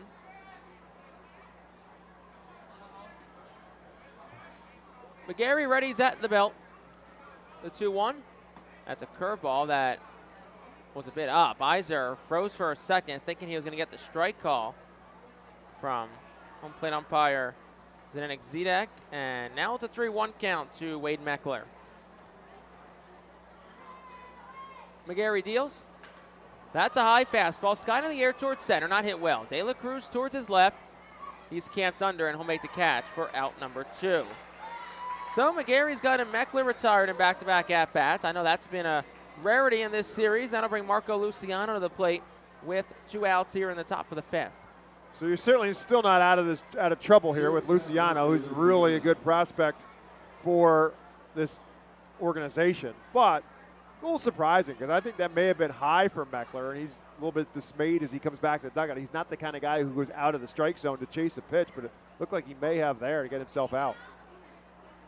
Luciano digs in from the right side. The first pitch. Swing and a miss, no balls and 1 strike.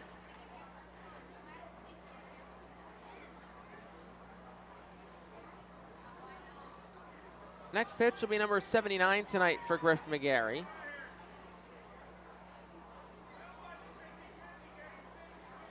Long set, the 0-1. Outside, 1-1. As we said, season high was 84 for McGarry. That came 8 days ago at Hadlock Field against the Portland Sea Dogs. Earned the no decision in a Thursday night victory for the Fightin Phils against Portland. 1-1. That's in tight, 2-1. So probably the last inning for McGarry. If he can get the final out, it also match a season high in innings pitched. Second time he would have gone 5 this year. Down in the count, 2-1, he readies and deals. On the outside corner of the fastball for a called strike, 2-2. Again, that pitch has been consistently on the outside corner. Not very many of the hitters have liked it. But you got to know that that's the case now, both as the pitcher trying to throw it there and the hitter knowing it's going to get called. 2-2. McGarry looking to get out of the fifth. Here's the pitch. Breaking pitch, swing and a miss from Marco Luciano. Herbert Iser will apply the tag, and that will retire the side in the fifth. 7 strikeouts tonight for Griff McGarry. He allowed in the inning no runs, no hits, no errors, 1 left on base. We'll go to the bottom of the fifth. See if the Fightins can get some run support for their starter. 2-0 Richmond after this on the Our-Fields Radio Network. For top flight local jobs, go with who you know. JP Mascaro & Sons are a leading waste removal company. To meet today's employment and service demands, Mascaro is upgrading its already highly competitive employee wage and benefit package for drivers, collection crew helpers, and other positions. Call 888-MASCARO, M-A-S-C-A-R-O, for details. Work for an established local family business committed to its employees. Again, call 888-MASCARO today or apply online at www.jpmascaro.com. Cornwall Manor is an active senior living community on a 190-acre wooded campus in Cornwall, Lebanon County. The community offers independence and opportunities for wellness and fitness, as well as educational and musical programs and the peace of mind of having convenient health care on site. Cornwall Manor offers a range of residential choices from apartments to homes. Prospective residents are welcome to visit us for lunch and have a chance to learn more about the community. More information is available online at cornwallmanor.org. Cornwall Manor, celebrating 70 years of senior living. ROG Orthodontics is the proud official partner of the ROG Orthodontics Fightin' Phil's Kids Club. Join today at Fightins.com to get your free ROG Orthodontics Kids Club t-shirt and visit FantasticSmiles.com for more information on why ROG Orthodontics is voted #1 in Berks and Monco. ROG Orthodontics and the Fightin' Phils, 2 great hometown partners.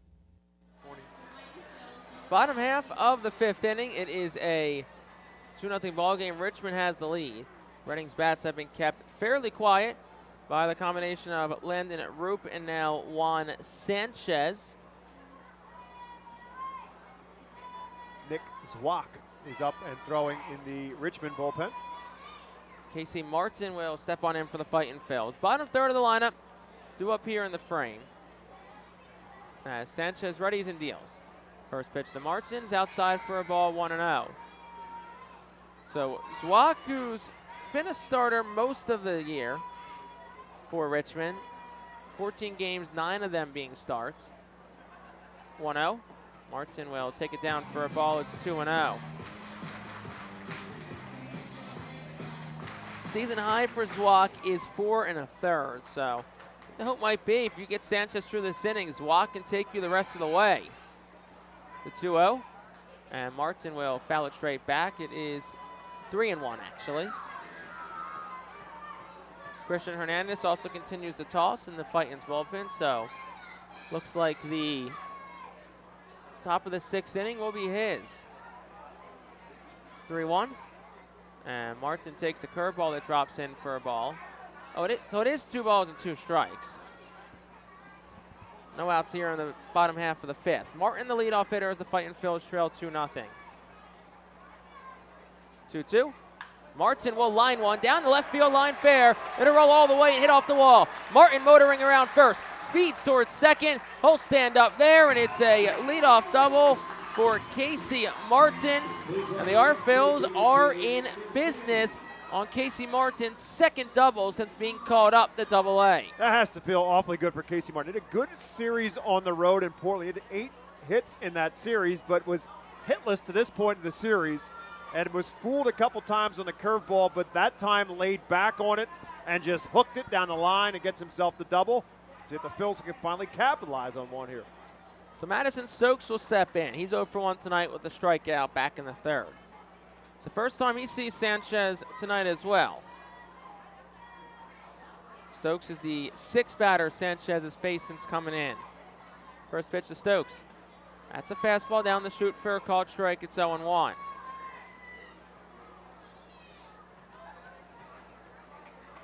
Stokes, making his first start of this series, has had the last 2 nights off. The 0-1, swing and a miss, 0-2.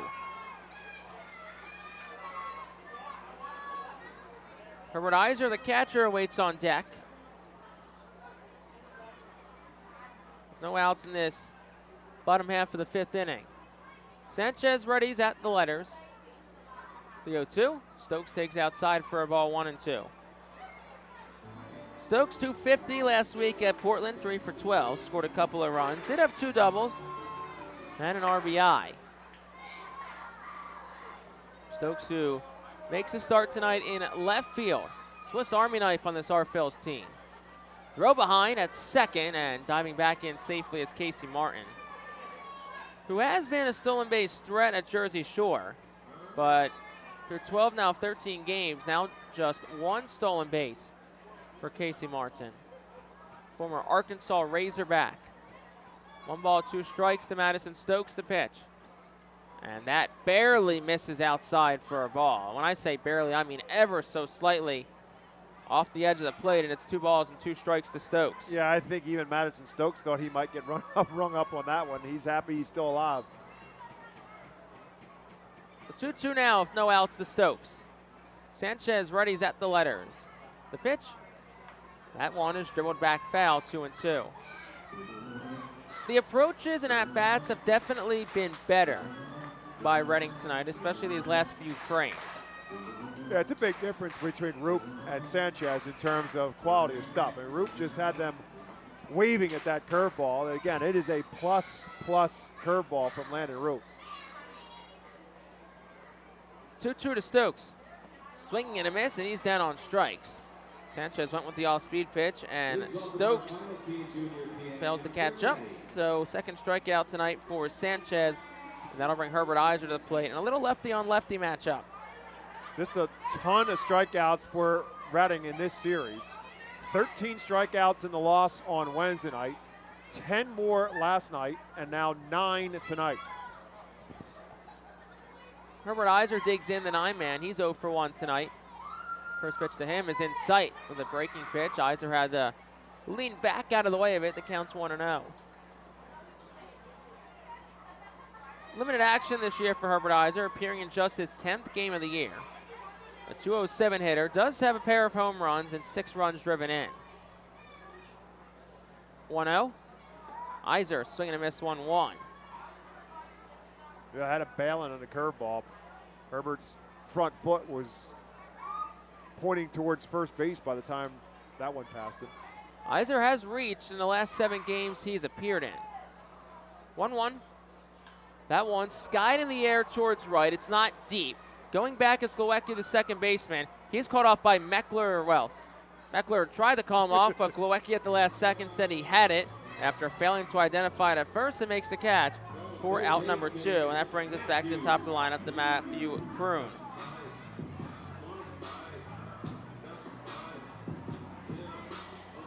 Kroon is 0 for 2 so far tonight. 1 for 10 so far across the series. We'll dig in from the right side. Safe to say Matthew Kroon is very much due as he comes to the plate in this bottom half of the 5th inning. Sanchez will throw behind the runner at second, and a snap tag from Galecki's not in time as Martin's back with a head-first dive. Kroon a pair of strikeouts tonight. Bats from the right side, first pitch to him. That's outside for a ball, it's 1-0. Reading just 2 hits tonight.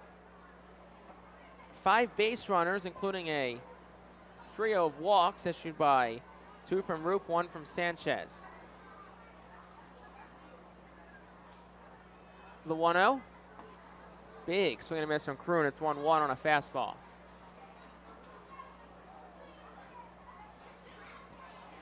Kroon stays in the box, readjusts his batting gloves, and comes set in the right-handed batter's box with a slightly open stance. Sanchez deals. Kroon takes low and away for a ball, 2-1. Casey Martin leads off second, 2 outs in this bottom half of the 5th inning. Kroon, a .255 hitter this year with runners in scoring position. 31 of his 36 RBI have come with men in scoring position. Overall, a .317 hitter, 4 home runs, 36 runs driven in. Sanchez readies at the letters, checks back at Casey Martin, the 2-1. Kroon drives one in the air towards left center. Williams going back at the warning track, at the wall. It'll one-hop the fence and shoot back into center field. Casey Martin scores. Matthew Kroon in the second. The ball gets away for a moment from the cutoff man Luciano at short, but Kroon will stay at second, and it's an RBI double for Matthew Kroon to score Martin, and you know that's got to feel good for Kroon. Yeah, long overdue for somebody to come through with a big hit. Obviously, Ethan Wilson finally got one last night for the Phils. That tied the game up at 5-5 at that spot. But as Jake said, Matthew Kroon was scuffling a little bit in this series. He came into this series blistering hot with the batting average up well over 320.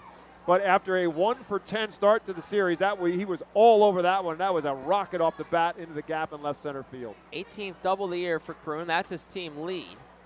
First pitch to Carlos De La Cruz, misses inside for a ball, 2-1. Of course, team leaders brought to you by Johanna Arias at Cross Country Mortgage. Now this is the next guy that you got to get righted quickly in Carlos De La Cruz. 1 ball, no strikes to De La Cruz. Here's the pitch. That one's fouled straight back, 1-1. He's got to be happy that Roop is out because Landon Roop made him look bad on both plate appearances, struck him out both times. De La Cruz, a 246 hitter this year with runners in scoring position. Overall, he's at 292. That ranks amongst the leaders in the Eastern League. 1 ball and 1 strike to him. Pitch. Swing and a miss, 1-2. Swings are just too big. Matthew Kroon did it early and then leveled off on a pitch. Gets himself a double. De La Cruz with that just a too long of a swing and just not catching up to the pitches. 1 ball, 2 strikes, 2 outs as Kroon leads off second. Running down by 1, the pitch. That's in tight for a ball, it's 2-2. De La Cruz last homer 12 days ago here at home. June the 18th against the Hartford Yard Goats. He sits at 14, just past the midway point of the 2023 season. Slightly open stands for the Phillies' number 9 prospect in the right-handed batter's box. The pitch, swing and a miss, and Carlos De La Cruz is down on strikes for the 3rd time tonight. It's also the 3rd strikeout for Juan Sanchez. But Reading gets a run back. They do it on a pair of hits. There were no errors and 1 left on base. We'll go to the 6th. 2-1 Richmond on the Phillies Radio Network. Cornwall Manor is an active senior living community on a 190-acre wooded campus in Cornwall, Lebanon County. The community offers independence and opportunities for wellness and fitness, as well as educational and musical programs, and the peace of mind of having convenient health care on site. Cornwall Manor offers a range of residential choices from apartments to homes. Prospective residents are welcome to visit us for lunch and have a chance to learn more about the community. More information is available online at cornwallmanor.org. Cornwall Manor, celebrating 70 years of senior living. Our Phils fans can continue to expect great performances all season long on the Burke's Commercial Roofing stage. It's the home of great local talent, including the Our Phils mascot band. Burke's Commercial Roofing prides itself on being a locally owned and operated company that puts an emphasis on customer service. They provide free on-site estimates and can handle any size repair, restoration, or replacement.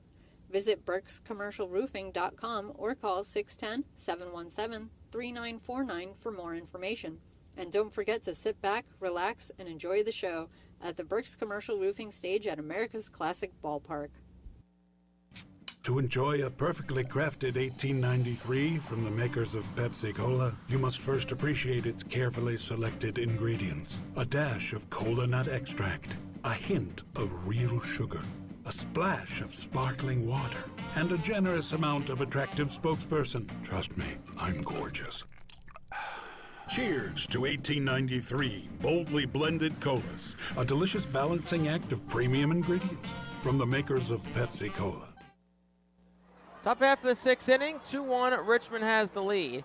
Shane Matheny will step in against new Phillies pitcher Christian Hernandez, and the first pitch is fouled straight back. Christian Hernandez is making his 20th appearance of the year. He's 3-1, a 2.51 ERA, 33 strikeouts and 10 walks across 28 2/3 innings pitched. Next pitch, breaking pitch in there for a called strike. It's 0-2. Really become a valuable member of this pitching staff in terms of what he could do with the versatility he provides. He has been a starter in some bullpen games, and he's given them some quality innings as well. Next pitch, a fastball up for a ball. It's 1 ball and 2 strikes. His ERA now at 2.51, which is now lowest on the team. So 1 ball, 2 strikes here to Shane Matheny. Hernandez ready's at the belt, the 1-2. Ground ball towards second. Right at Oliver Dunn. He'll scoop.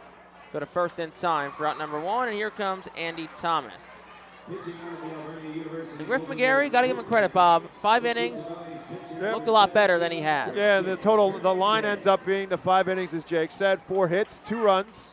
Both of them earned 2 walks, 7 strikeouts through 82 pitches. You like the fact that he did not get himself in a whole lot of trouble with walks. One of those walks ultimately comes around to score on him. But he really pitched a solid game, made 2 great defensive plays as well. First pitch to Thomas, hit towards the hole at second. Dunn fields it in the hole, throws the first. It's not in time as it one-hops Podkul and pulls him off the bag. That'll be an infield single for Andy Thomas as Brandon Mortorano comes to the plate. Yeah, Thomas is having himself a nice series. That's 2 more hits for him tonight, now 4 in the series. And Dunn just couldn't get anything on the throw. If he stops and plants, he can get more on the throw, but then he probably doesn't get Thomas because Thomas, a left-handed hitter, gets down the line that's just that much quicker. And I think Dunn absolutely knew that, and so he just tried to kind of almost sidearm it and falling away and just couldn't get anything on the throw at all. First pitch home is in there for a called strike. No balls and 1 strike to Mortorano. Mortorano is 0 for 2 tonight, a pair of strikeouts. Next pitch from Hernandez. That's upstairs for a ball. The count goes to 1 ball and 1 strike. There is action continuing in the Richmond bullpen. Yeah, that's still Zwock who's throwing. He's been throwing since last inning. Probably a safe assumption that we'll see Zwock in the next inning. Next pitch is skied in the air in the infield. Who will make the call on the catch? It looks to be Nick Podkul, the first baseman, who crosses over the pitcher's mound onto the third base side to make the catch. 2 outs for Carter Williams on a P3. Yeah, it's a good job by Podkul to just take command. It was in the air for a while. Christian Hernandez just kept pointing in the air like, somebody find this thing. Herbert Iser, the catcher, not really the guy who should be because it was out near the pitcher's mound. Matthew Kroon and Podkul had the best shot at it. But just a good job by Podkul to just take command and say, it's mine, I got it, get out of the way. First pitch to Carter Williams is a line drive towards the middle. In comes De La Cruz, and it's right to him. And he'll make the catch to retire the side in the 6th. No runs on hit, no errors, 1 left. 2-1 Flying Squirrels lead. We'll go to the bottom of the 6th. Our Phil's looking for some hits and runs after this on the Our Phil's Radio Network. The Reading Fightin' Phillies are proud to partner with Berks County Mental Health and Disabilities Program. Together, we are striking out the stigma in order to raise community awareness about mental illness and suicide prevention with 3 simple words. Are you okay? The help is to begin a conversation to show Berks County that we care. Suicide hurts and affects everyone, but help is here. We will work together to help raise awareness about suicide and identify what we can do as a community to prevent it. People in need of assistance and support should call Crisis Intervention at 610-379-2007. Spend some quality time with the family by taking them out to the ball game every Sunday home game at FirstEnergy Stadium. Sundays are Berks Packing Sunday Family Fun Days, presented by Golden Oaks Golf Club, PA Army National Guard, Culligan Water, Aspen Home Improvements, and Rip It Baseball Town Charities batting cages. Get 4 tickets, 4 hot dogs, and 4 sodas for only $56 when purchased in advance. Join us for Berks Packing Sunday Family Fun Days at all Sunday home games all season long at FirstEnergy Stadium. Looking for the place to have the ultimate family fun at the Fightin' Phil's game? Look no further than Capital Blue Cross Funland. Capital Blue Cross Funland features the most exciting games and entertainment at the ballpark, including speed pitch, mini golf, ring toss and peach basket toss, mascot autograph booth, a bounce house, and the incredible giant inflatable slide. Bring your family to all the fun at their next Our Phil's game at Capital Blue Cross Funland. Bottom half of the 6th inning, 2-1 ball game as Richmond will make another call to the bullpen in Nick Zwock, and he'll get 3, 4, 5 of the lineup from the Reading Fightin' Phils. Zwock, left-hander, making his 15th appearance again. As Jake said, he had started 9 games, 4-4 with a 6.56 earned run average, 51 strikeouts, 22 walks, and 46 2/3 innings. First batter he gets is Oliver Dunn, and the first pitch was a ball outside, 1-0. Next pitch from the lefty is down and away for a ball, 2-0. So what those numbers tell you is you need to be patient against him because that's a lot of walks in terms of strikeouts and innings pitched. So be patient. Maybe he can help you out and get some men on base and take advantage of it. A lot of baseball left. No need to push yet. The 2-0, and Dunn takes 3-0. Got to think it's a red light all the way for Oliver Dunn. Should be. He hasn't. I mean, coming out of the bullpen, and hasn't really been close on any of the three. Got to see one before you worry about anything from that point forward. 3-0. Upstairs, ball 4. It's a 4-pitch walk for Oliver Dunn. And we have this conversation a lot about how, opposing teams have done a pretty good job capitalizing on leadoff base runners, leadoff walks. Now let's shift the pendulum back to the R. Phil's way and see if we can have the conversation about Reading making Richmond pay for a leadoff walk. Yeah, especially back in that second inning where they had leadoff back-to-back walks and ultimately couldn't get anything. A strikeout and a double play took care of that in a hurry. Jalen Ortiz will step in from the right side. First pitch to him. It's down the chute for a called strike. Ortiz understandably taking all the way. It's 0-1. Yep. See, make him throw a strike before you do anything. Again, guy coming out of the bullpen misses on 4 straight pitches. You just keep standing there until he throws one, and now you go to attack. 0-1 to Ortiz. On the outside corner for a called strike, it's 0-2. So after a 4-pitch walk to Oliver Dunn, Nick Swak has taking command of this count. It's 0-2 to Jalen Ortiz. Nobody away, bottom of the 6th. Richmond leads at 2-1. The pitch, outside for a ball, 1-2. Try to get him to chase after, again, attacking that outside corner. And that one much further off the corner, and Ortiz does hold up.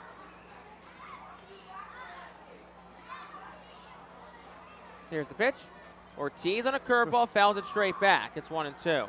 Well, we mentioned earlier that Ortiz just really hasn't had a whole lot of solid contact. Even the hits that he has had, with the exception of the home run he hit, have been slow rollers, some I don't want to say cheap hits, but not hard hit balls. But he went for it all on that last pitch. He tried to hit that one a mile. 1 ball, 2 strikes to Ortiz. Swak readies and deals. Outside, 2-2. Another good take. Ortiz has had a couple of good at-bats today. Back in the second, he worked a walk. That was one where he was down early, fouled a bunch off, took pitches, and eventually worked the full count walk. And the count in this case is 2-2 with nobody away. Swak readies at the belt. Here's the pitch, and Ortiz swings and misses, and he's down on strikes. First strikeout for Swak tonight. Also the first time Ortiz has been sent down on strikes. And that'll bring Nick Podkul up to the plate with 1 out in the 6th. So his strikeout number 11 now for the Phils. So all 3 games, they've been in double-digit strikeouts. We still only have 1 out in the 6th inning. Nick Podkul will dig in as Oliver Dunn leads off of first. It's a rather large lead for Dunn. Had a stolen base last night. And he will be caught between first and second. Being chased down by Wyatt, and Wyatt will tag him from behind. Getting close to the second base bag, and Oliver Dunn is picked off. And now there's 2 outs in the inning for Nick Podkul.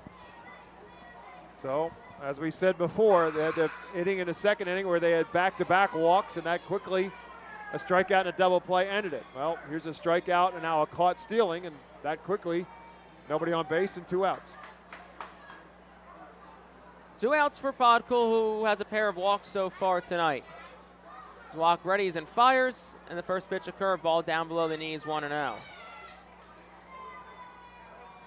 Podkul was 4 for 11 last week on the road at Portland.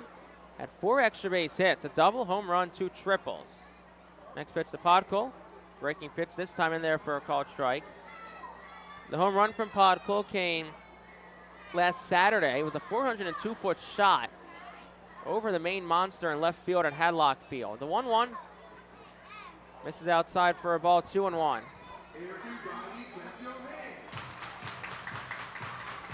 Overall, Podkul a .292 hitter, 10 home runs, 30 runs driven in. Stands slightly open in the right-handed batter's box. Walk the lefty, kicks and deals. And Podkul takes inside, 3-1.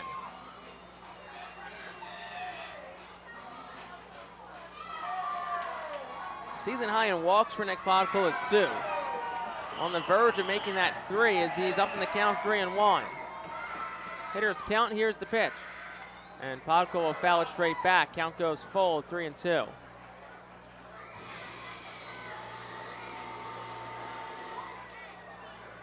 Three balls, 2 strikes. 2 outs to Nick Podkul, bottom half of the 6th inning. Reading trails by just 1, it's 2-1. Should Podkul reach, Ethan Wilson awaits on deck. Swak from the wind, the payoff pitch. That one is shot down the right field line. It is fair. It'll roll all the way to the corner. Podkul's going for 2. We'll see if he thinks 3. Turns his head back, and he'll stop at second. And it's a 2-out double for Nick Podkul. That is his 6th double of the year. And it puts a man on second base for Ethan Wilson and 2 outs. And so now you look back at the caught stealing by Oliver Dunn, and he likely is in a position where he probably scores on that. Nice job by Meckler to get there quickly on that double, but you figure that Dunn's running on the swing, and with 2 out with in that situation, and maybe scores. Worst case scenario, you got second and third and 1 out with Ethan Wilson at the plate.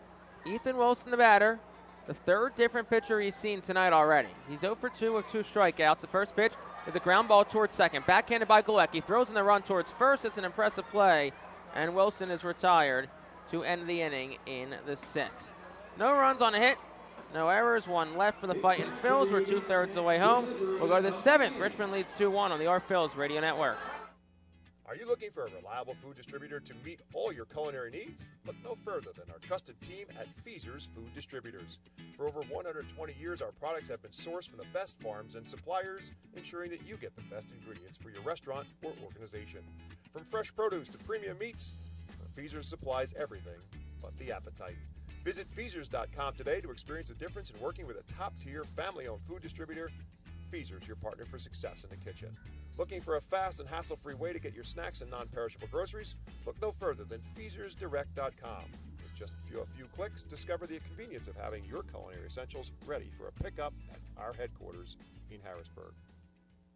Empowering communities one relationship at a time is our commitment at Tompkins. Our customers have thrived thanks to our focus on local lending and their commitment to the customers they serve. They do a great job, everything for us, from our banking, our insurance, to our wealth management. Tompkins has always been there for us. We see a long relationship with Tompkins. They're good people. Tompkins, banking, insurance, wealth. Member FDIC Equal Housing Lender. Investment and insurance products are not FDIC insured, not bank guaranteed, and may lose value. Be the first to know everything about your Red and Fightin' Phils by signing up for the Baseball Town Insider email newsletter. Once you become a Baseball Town Insider, you will receive breaking news about Fightin's promotions, including giveaways and guest appearances, special events, exclusive offers, and discounts on tickets and merchandise, just for being a Baseball Town Insider. Visit Fightins.com to sign up for this free email newsletter. Baseball Town Insider. Stay in the loop and become a member today. Back here in the top half of the 7th, Flying Squirrels lead 2-1, and Bob, keep it simple tonight. Going to pass things back over to you. Christian Hernandez back out there for his 2nd inning of work. 2-1, as Jake said, the Richmond Flying Squirrels with a run in the 1st, a run in the 4th, Phils with a run in the 5th.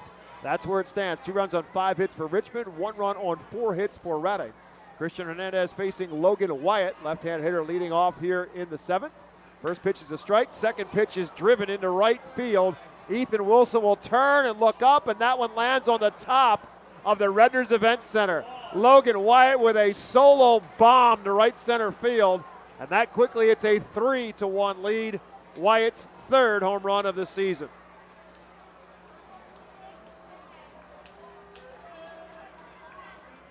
Second RBI of the night for Logan Wyatt as he turned on that fastball and drilled it into right center field. And again, it landed on the top of the roof of the Redners Event Center. And it's a 3-1 lead now for Richmond as Jimmy Glowenke will bat. And the first pitch to him is just a bit outside for a ball. Again, tonight is Love It Here, Go Local. Fireworks to follow, and Fleetwood Bank, one of the key sponsors in all of that. And this Glowenke fouls this one at the plate. If you're eager to knock your financial goals out of the park, look no further than Fleetwood Bank. Since 1907, Your community-focused team has offered customer-driven solutions to meet all of your individual and business needs. Stop by one of Fleetwood Bank's 7 branches to see what it means to bank local. Learn more at fleetwoodbank.com. Member FDIC, equal housing lender, and proud partner with the Reading Fightin' Phils Love It Here, Go Local program. I know they're out there in the pool deck enjoying tonight's baseball game on a hot and humid night. Game time temperature of 82 degrees. Wind blowing out to left center field tonight as Glowinski takes one over for a called strike. It's now 2 balls and 2 strikes to Jimmy Glowinski, who grounded out in both of his plate appearances back to the pitcher's mound. Both ground outs to first base. And that when he strikes out as Hernandez gets his first strikeout of the night, first out of this 7th inning. And that'll bring up Simon Whiteman. Whiteman 0 for 1 on the night, walked back in the 5th. Griff McGarry again went the first 5, gave up 4 hits, 2 runs, 2 walks, and 7 strikeouts. Hernandez pitched the 6th inning, gave up just a single. Now a solo home run here in the 7th. And the first pitch to Whiteman is outside for a ball.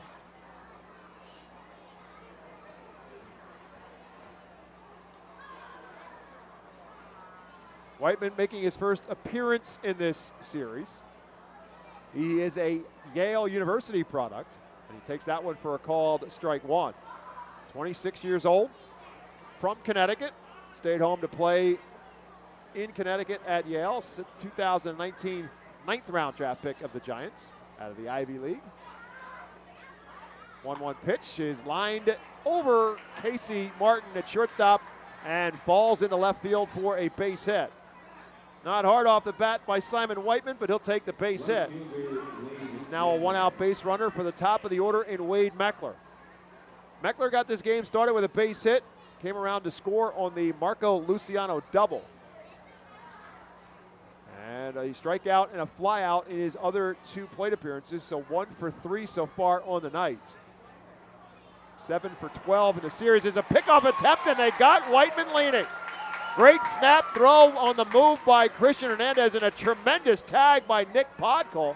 And Whiteman is picked off, so that'll go down as a caught stealing. It's also the 2nd out of the inning. And now Meckler bats with 2 out, nobody on. A slow walk back to the dugout after getting picked off for Whiteman. As Meckler settles in, first pitch to him is a bit low for a ball. So Meckler with his 1 for 3 tonight is now 7 for 12 in the series.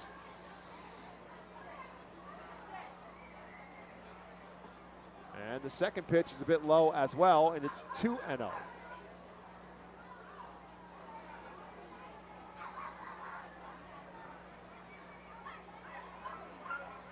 Like Brett Schultz is up and warming up in the Phil's bullpen. As Hernandez misses for a 3rd straight pitch now to Meckler. So Al Padrique hoping that Hernandez can get him through the 7th and then turn it over to Schultz for the 8th. Hernandez still needs to get one more out here in the 7th. 3-0 pitch is low ball 4. So Meckler on board again, 2nd time tonight. First walk that Hernandez has surrendered since coming in, and that'll bring up the aforementioned Marco Luciano. And may not wait that long. Al Padrique will not let Hernandez get through this inning. He will make the stroll to the mound and take the ball from Christian Hernandez. And the Alvernia University Golden Wolves call the bullpen. We'll bring in a new arm when we come back to FirstEnergy Stadium after this. Nursing home neglect is a serious problem. If you or a loved one has suffered from bed sores obtained in a nursing home or a fall down in a nursing home resulting in a fracture, our friends at Swartz Culleton can help. Call the attorneys at Swartz Culleton for a free consultation. Their phone number is 1-800-JUSTICE. That's 1-800-587-8423. Once again, call 1-800-JUSTICE today. Swartz Culleton is a proud sponsor of the Reading Fightin' Phils. International Fireworks is the official fireworks provider of the Phils. International Fireworks shoots every fireworks show throughout the season, including 8 Mega Blast fireworks shows. International Fireworks also provides the pregame fireworks after the national anthem at each game. International Fireworks has a nearby retail store in Douglasville, Pennsylvania, where you can purchase all of your fireworks. Visit fireworksareus.com for more information about the International Fireworks retail store in Douglasville. Thanks again to International Fireworks, the official fireworks provider of the R-Phils. There's a weekend in July where the baseball world revolves around a village in upstate New York. Baseball Hall of Fame induction weekend in Cooperstown is an unforgettable experience filled with family-friendly activities and priceless moments. Make your plans today for July 21st through the 24th for the induction of Fred McGriff and Scott Rowland as the class of 2023. Visit baseballhall.org today for the entire schedule. See you in Cooperstown, where the journey becomes legend. The Vernon University Golden Wolves called to the bullpen brings right-handed pitcher Brett Schultz into the game. Schultz inherits a runner at first base and 2 outs. Top half of the 7th inning, a run in for Richmond. They lead it 3-1. Marco Luciano will be the first batter to face Brett Schultz. Schultz making his 24th appearance on the season. 3 and 5 with a 5.81 earned run average, 26 in the 3rd innings pitched, 41 strikeouts and 12 walks. Luciano with the RBI double in the 1st and then a couple of strikeouts in his 3 plate appearances. Not much of a lead for Meckler. And the first pitch from Schultz is way outside for a ball. And Meckler only has 2 stolen bases since his call up to Richmond. And I don't know if it has anything to do with Whiteman getting picked off right before him or not, but his lead is minimal. There's a little dancing around over there. Pitch is lined into right center field. Ethan Wilson over and will make the running catch in the gap. Well played in the gap by Ethan Wilson, taking another double away from Luciano and maybe another run off the board as well.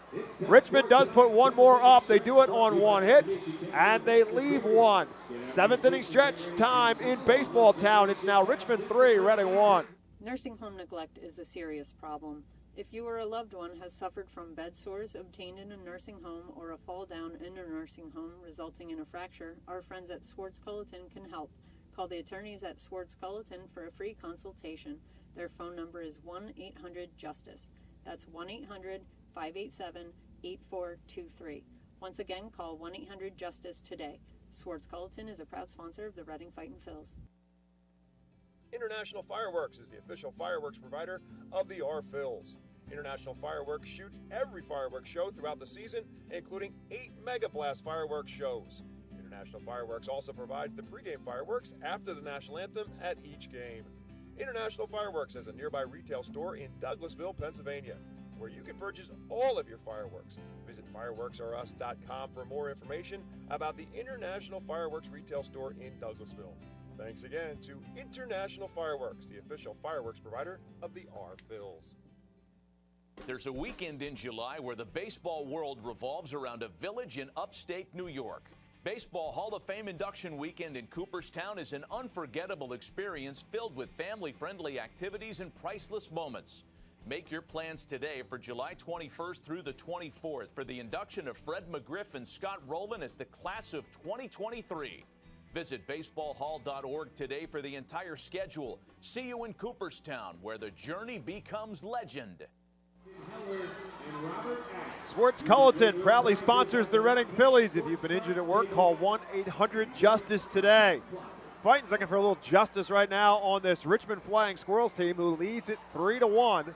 As Reading comes to the plate here in the bottom of the 7th, it'll be the 7-hole hitter Casey Martin, who leads off against Nick Zwack in his 2nd inning of relief. And first pitch from the left-hander Zwack to the right-handed hitting Casey Martin is over for a called strike. Martin doubled and scored the Phils run back in the 5th inning. Takes the 1-0 pitch, the 0-1 pitch outside, ball 1. 1 ball and 1 strike. So Martin 1 for 2, grounded to a double play, and the double and a run scored. Curveball is a good one, drops it at the knees, and now it's 1 ball and 2 strikes to Martin. Casey called up a few weeks ago from Jersey Shore. Takes that one up high for a ball. It's 2-2. Played in 52 games for the Blue Claws, hit .280. 6 home runs, 21 RBIs. So 271 as he stands in here, 2-2. Takes that curveball for a ball. Now it's 3-2. Brandon Martirano, the catcher for Richmond, just kind of held that, thinking that he had gotten the strike. So now Zwak comes with his 3-2 pitch, and Martin stays alive, fouling it out of play. Madison Stokes in the on-deck circle. Herbert Iser due to follow. 7, 8, and 9 due up for the Fightins here in the bottom of the 7th inning.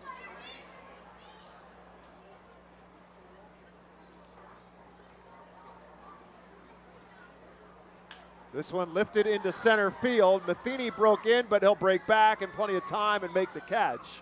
That is out number 1 here in the 7th.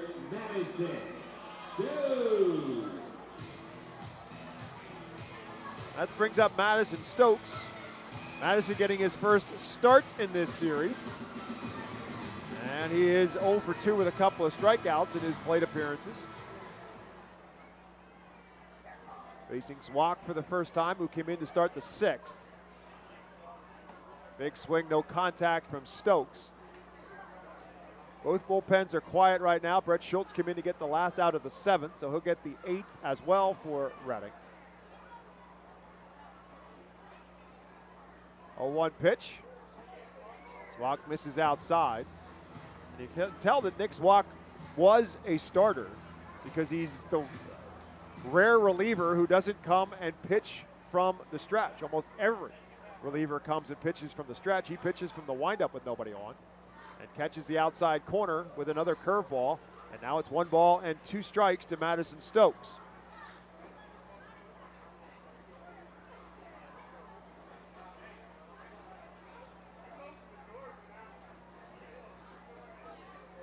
Way outside with a fastball. Stokes has the count even now at 2-2. Madison 4 home runs on the season, 18 RBIs, among the team leaders in doubles with 16.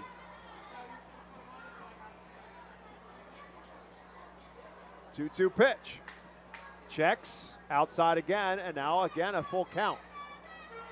Zwak ran the count full to Casey Martin. He runs the count full again to Madison Stokes.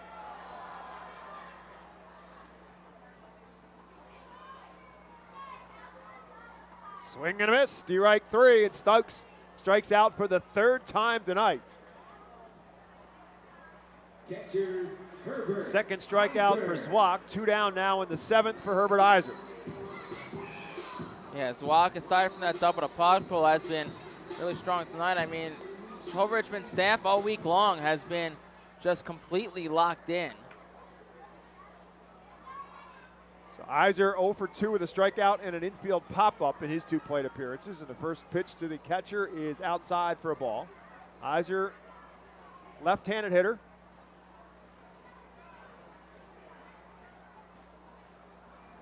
One-0 pitch to him. Swing and a miss. Again, Iser pulling out. Stepping in the bucket, if you will, as the left-hand hitter facing the left-handed pitcher in Zwak. So now it's 1-1 to Iser. And again, pulls off it on the swing, and it's 1-2. Herbert, 25-year-old catcher, born in Jamaica, grew up in Miami.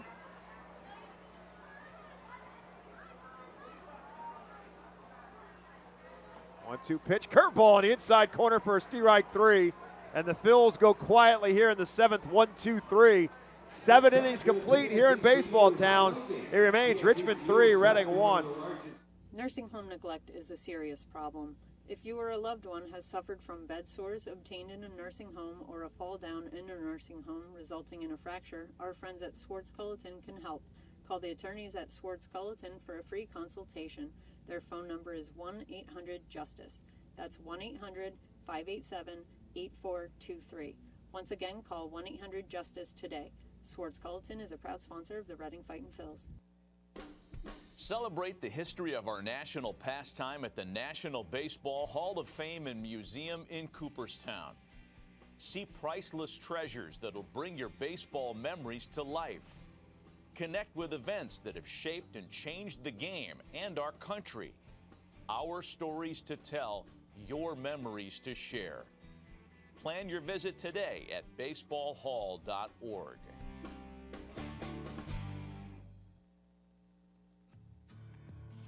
The Reading Fightin Phil's birthday package is the best way to celebrate a birthday. Whether you're a youngster or an adult, there's no better birthday than a Fightin Phil's birthday. The Fightin Fan birthday package is customizable for fans of any age and starts at just $130. Base packages include 10 general admission tickets to a Fightin's home game, an autographed baseball, and a VIP reserved parking spot. Fans can also add a wide variety of experiences and options to make sure your favorite Fightin's fan's birthday is a grand slam.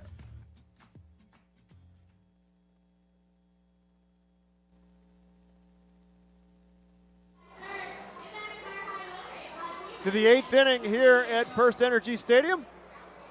And it gives us a chance to mention the good folks at the Manor Golf Club, established in 1928. It's one of the oldest public courses in eastern Pennsylvania, located conveniently between Philadelphia, Lancaster, and Allentown in Sinking Spring. The Manor Golf Club offers a true test of golf on a traditional championship-style golf course where shot making takes precedence over length. Visit themanorgolfclub.com for more information.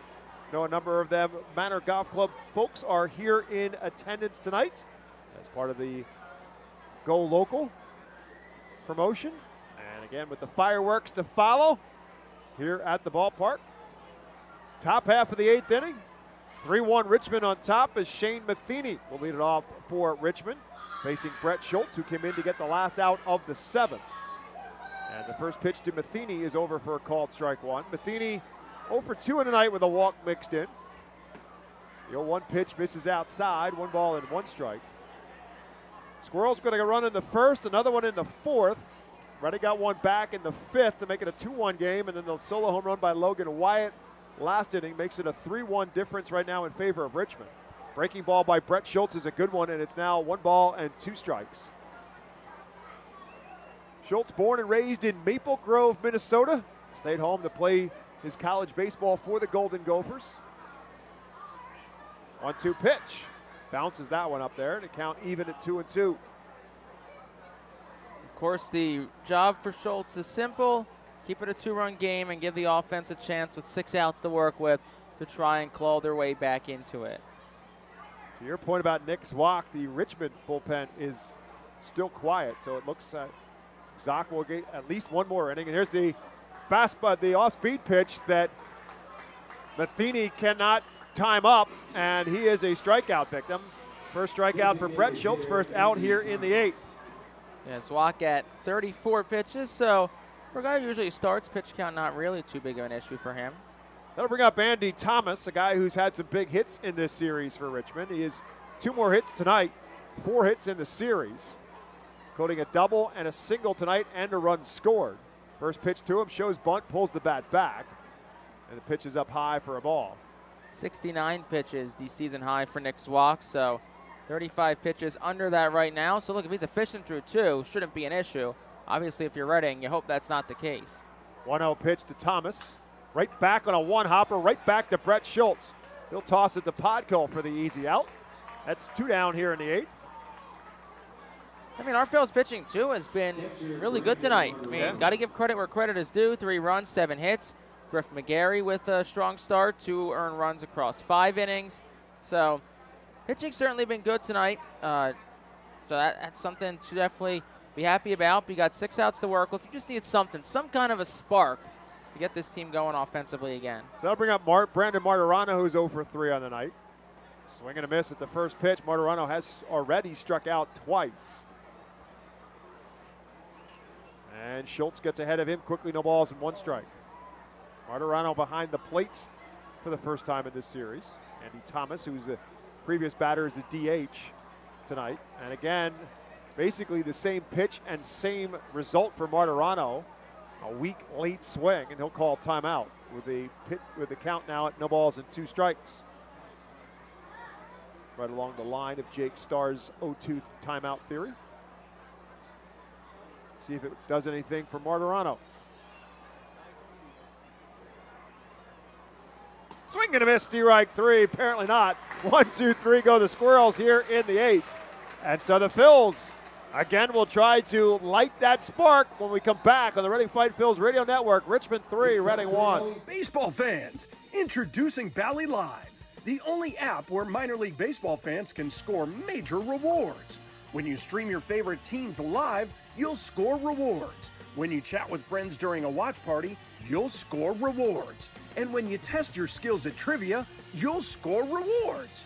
Being a fan of minor leagues has never been so rewarding. So what are you waiting for? Download Bally Live for free from the app or Play Store and start scoring rewards today. Berks Immunization Coalition works to provide leadership and education in promoting age-appropriate immunization across the lifespan for all residents of Berks County. This is a coalition comprised of local physicians, nurse practitioners, school nurses, immunization coordinators, immunization advocates, and pharmaceutical representatives working to encourage continuity of immunization through medical resources. They focus on educating both the community and the providers. For more information, please visit www.immunizeba.org and click Local Coalitions. Baseball Town Charities is a nonprofit 501c3 charitable organization founded to keep baseball alive in Reading. Youngsters can benefit from the many life lessons the game can offer. Baseball Town Charities currently supports kids and adults with mental and physical disabilities through the Baseball Dream League.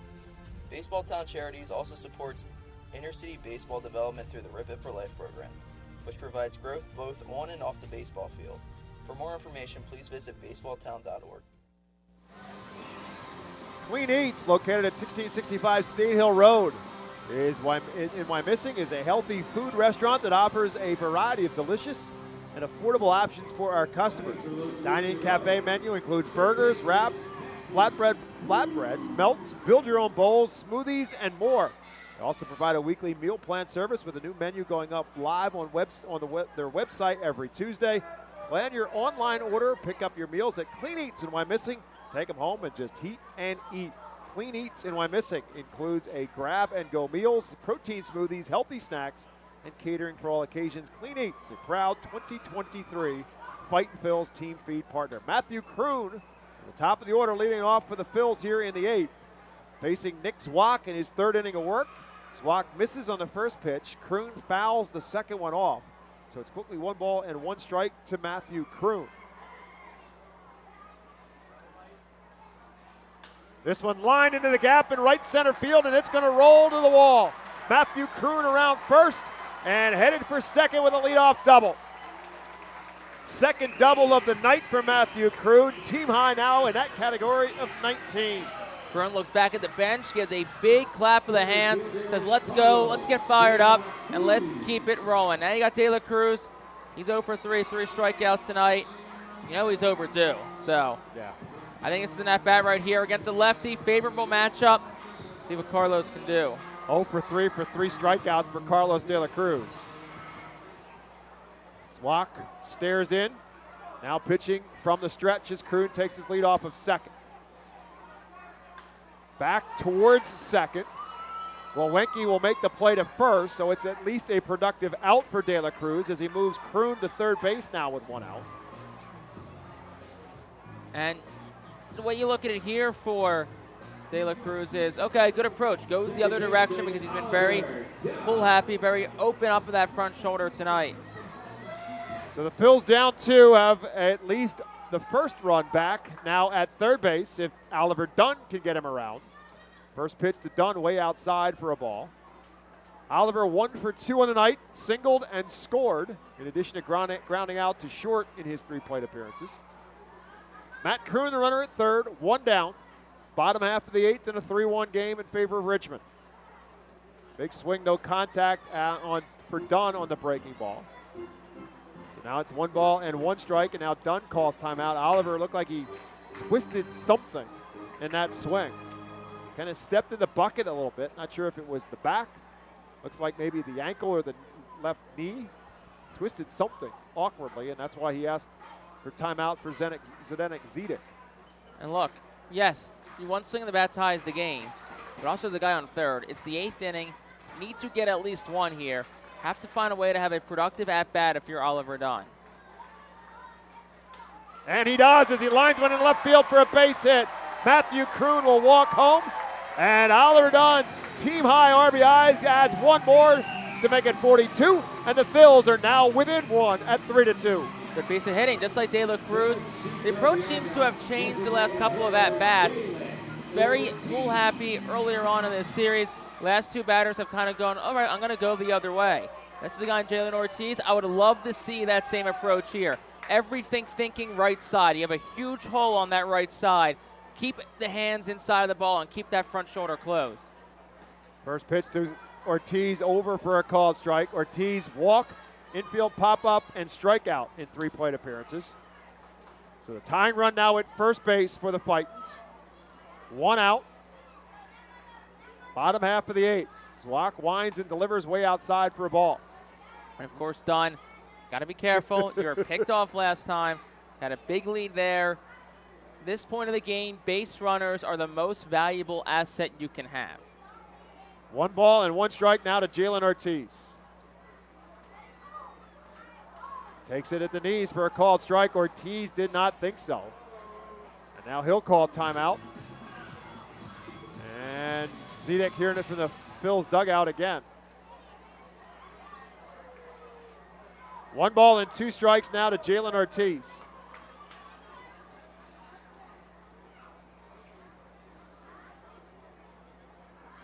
Up high, it's 2-2. Tyler McKay loosening in the Phil's bullpen. He'll get the 9th, it would appear. Will he be in a position for a hole, a save, a win? Both. Ripped into left field for a base hit. Dunn will put on the brakes at second. Jalen Ortiz with the Phil's 3rd hit of the inning, still only 1 out. Good piece hitting again. Look, line drives. It seems, I wonder if there was some conversation or something. The approach has certainly changed for this team. Other direction, line drives, even ground balls, staying on top of the baseball. Completely different approach these last couple of innings. Yeah, they were really a lot of guys just pulling off on pitches and just doing things differently.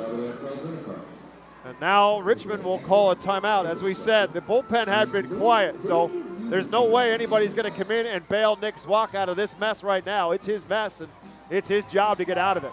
So they'll have a conference on the mound, probably a little bit to talk some defense as well, with runners at the corners now and 1 out, and Nick Podkul to the plate.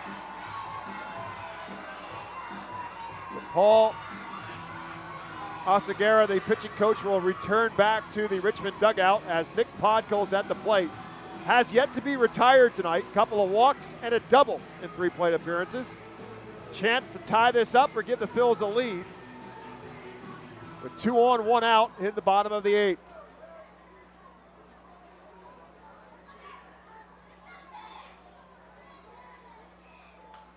First pitch swinging and fouls it out of play.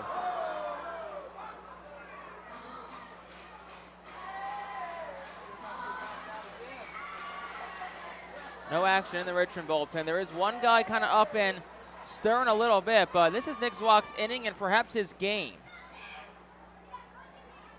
Takes a look back at Dunn. Left-hander comes with a pitch. Almost hit him. Podkul had a hop step over the top of it. Now it's 1-1. Ethan Wilson in the on-deck circle for the Fightins.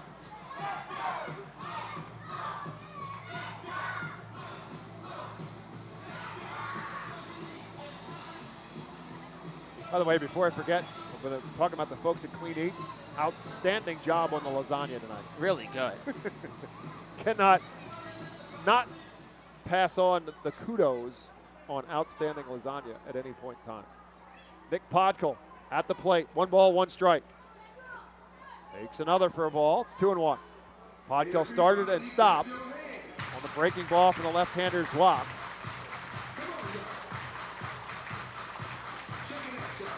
And Logan Roop went 3 1/3 for Richmond tonight. Juan Sanchez an inning and 2/3.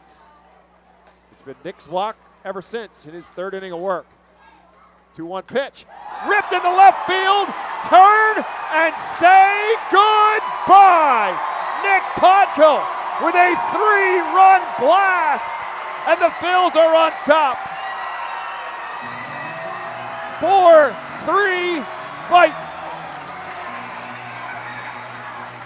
Nick Podkul turns this game upside down. A 3-run home run. Fightins lead by 2. And you talk about a spark, Bob McCool. That's a spark. Yeah, that's a full-blown firework. A little bit earlier than scheduled tonight here at FirstEnergy Stadium. Podkul with his 11th home run of the season, 33rd RBI. The Phils lead it 5-3. I shortchanged them a run. I said it was 4-3. It's 5-3. They had already gotten that second run across before the 3-run home run for Podkul. And the first pitch from Zwack to Ethan Wilson bounces up there. There's no doubt that Zwack is rattled as he stands in. But as we said, too late for Richmond to get him any help. They get some movement in the bullpen, but game has turned around and he bounces another one up there. So back-to-back pitches for Zwack that he missed in the dirt and bounced to the plate. And Ethan Wilson ahead 2-0. Wilson 0 for 3 in the night with a couple of strikeouts and a ground out. Slap the other way.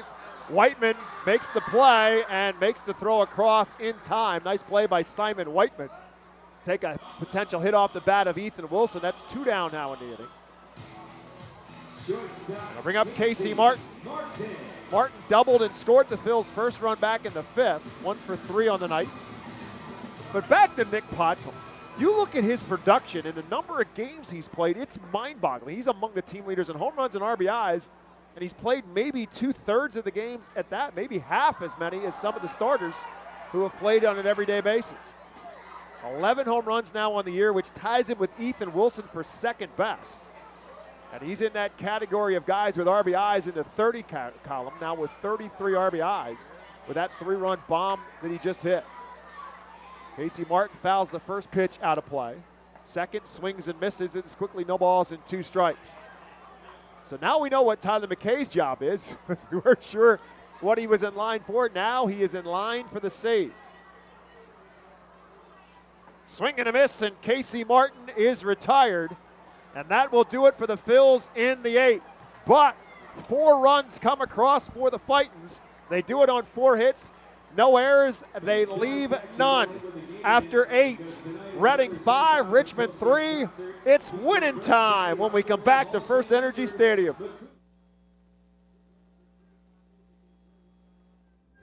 White Star Tours and Travel Centers offers the Our Phils Fan Road Trip again this season.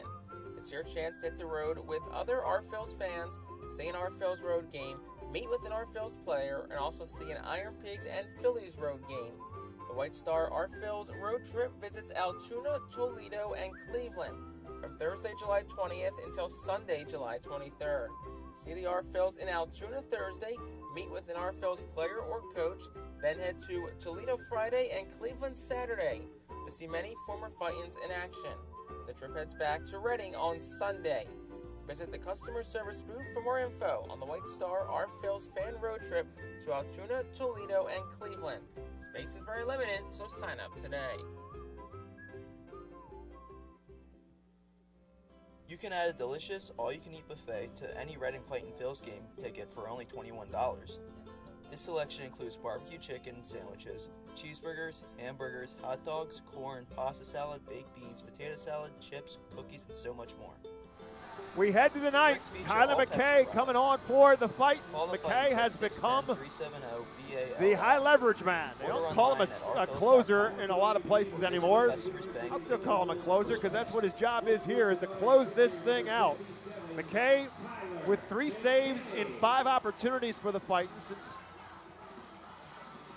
being activated for Reading. 2 wins, 2 losses, 2.59 earned run average. This is his 22nd appearance.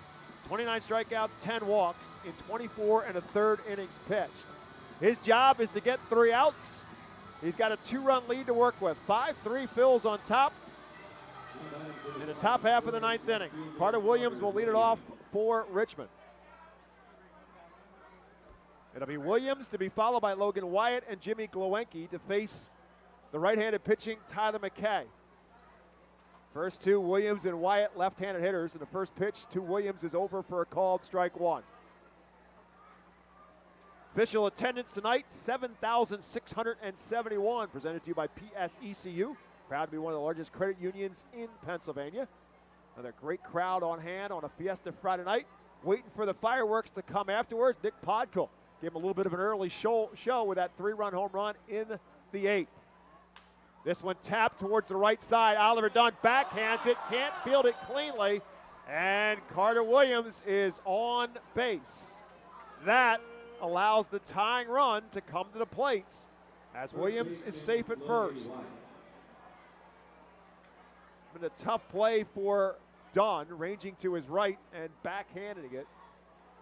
Then having to make the throw over with a good runner in Williams, but that will bring Logan Wyatt to the plate. Wyatt had the solo home run that gave Richmond a 3-1 lead in the 7th inning. First pitch to Wyatt is a ball. So Wyatt 2 for 3 on the night, and this one a one-hopper that is foul. Lipso Nava, the first base coach, knocks it down, gives it to Nick Podkul, who turns it into a souvenir.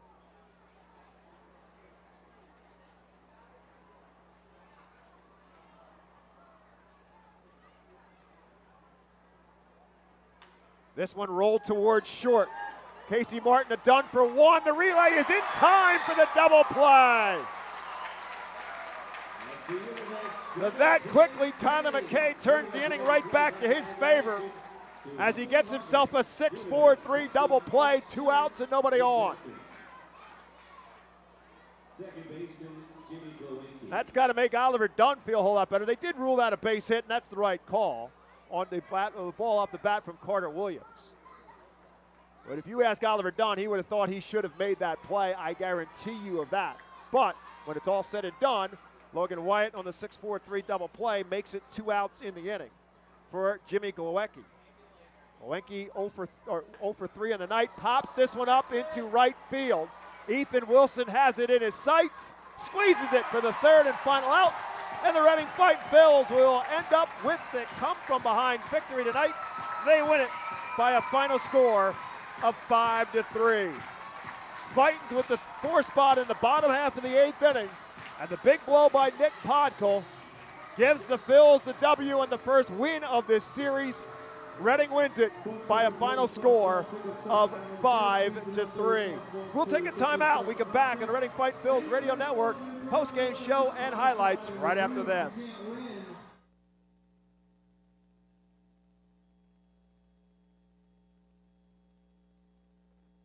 Unlike any other area in FirstEnergy Stadium, the Savage 61 Dugout Suite puts you in the closest seat to the action on the field. Located just a few feet from the diamond on the first base side with covered seating, abilities of motion accessible seating, and the most unique view around. Your group will thank you over and over again for this one-of-a-kind experience. Tickets for the Dugout Suite start at $27 and include options to add food and drink packages. The ProMax Fence Systems Foul Porch is an exclusive group experience. Located in our left field corner, groups of 20 to 30 people are treated to 2.5 hours of all-you-can-eat buffet and drinks. In a festive atmosphere with a bird's-eye view of the visiting bullpen, regular season tickets are $34 for groups of 20 or more. Call us today at 610-370-BALL to reserve a spot for your group. The Penn State Health St. Joseph's 67 Club is the original hospitality area at FirstEnergy Stadium. Conveniently located along the third base side, the 67 Club gives you a front row seat to all the action at the hot corner. The area is safely protected from line drives with a large see-through net. Starting at $34, groups of 20 or more can enjoy a 2.5-hour all-you-can-eat buffet. Children 4 and under are free. Visit rphils.com or call us at 610-370-BALL to reserve your group outing today.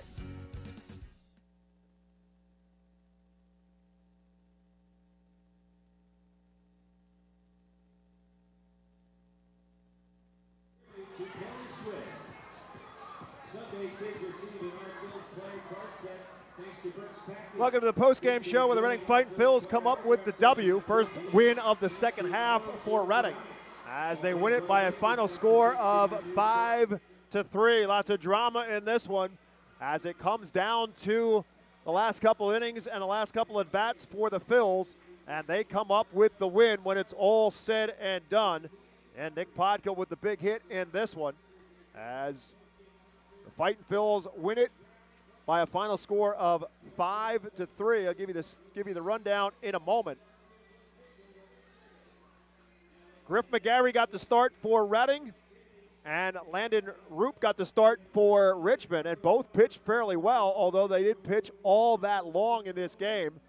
Griff McGarry got tagged very early, leadoff base hit for Wade Meckler, and then Marco Luciano rocked one off the Redner's Event Center, right center field for a double that scored Meckler, and a 1-0 game. But McGarry really settled down from that point forward and did not get into any more trouble until the 4th inning, when Andy Thomas followed a Shane Matheny walk with a double. And with that double and an RBI, Thomas with the double, and then came around to score on a base hit by Logan Wyatt. It was Wyatt who got the base hit that drove in the run. And as a result of that, Richmond's lead was 2-0 through the top half of the 4th inning. Reading finally got on the scoreboard in the 5th.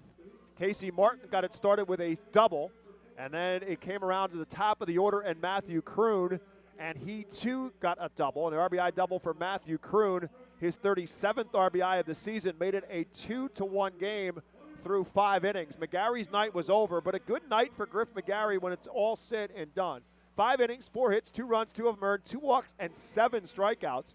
He threw 82 pitches. He does not get the decision, but he also made 2 really good defensive plays as well in this game. So McGarry did a nice job in tonight's game. Logan Roop, who was brilliant for Richmond, but unfortunately for him, he was probably going to come out after the 4th inning, but after getting 1 out in the 3rd, looked like he tweaked something, whether it was his back, whether it was a leg, whatever it was, and they took him out immediately. They brought in Juan Sanchez at that point in time, and Sanchez ended up pitching an inning and 2/3 and gave up that run in the 5th.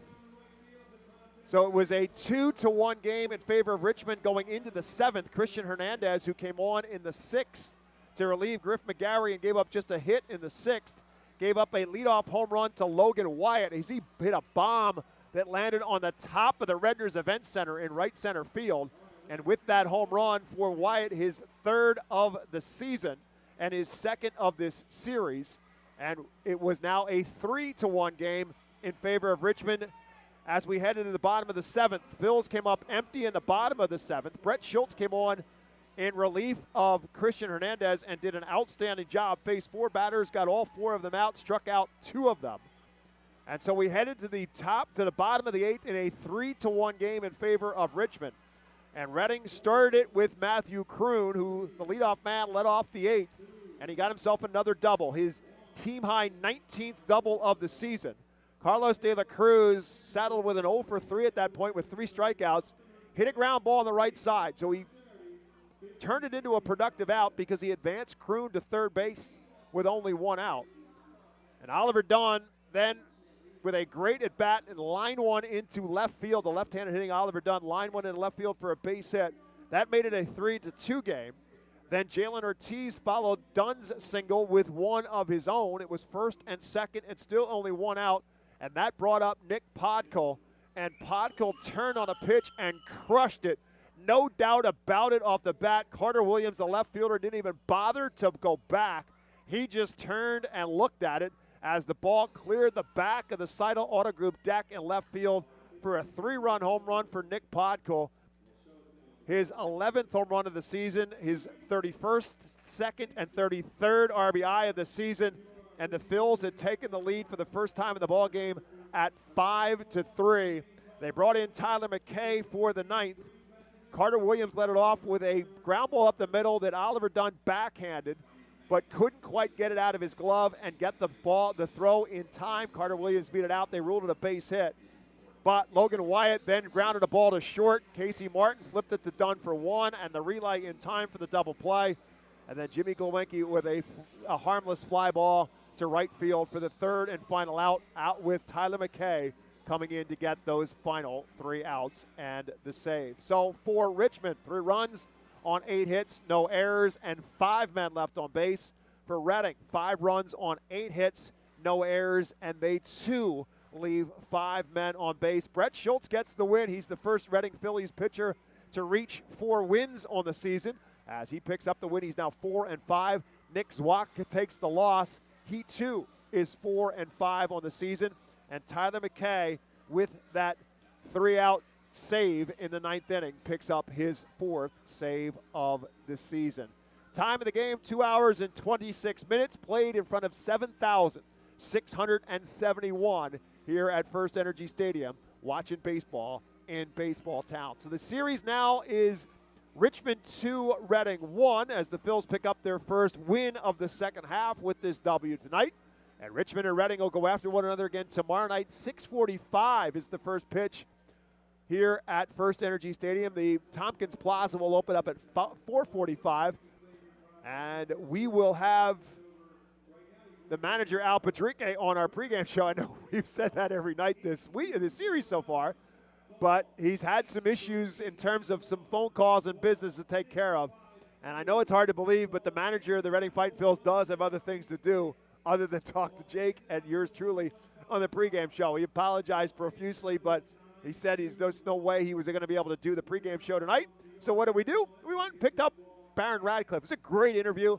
Jake will put that thing up on social media over the course of the off days next week when the Phils are on the road.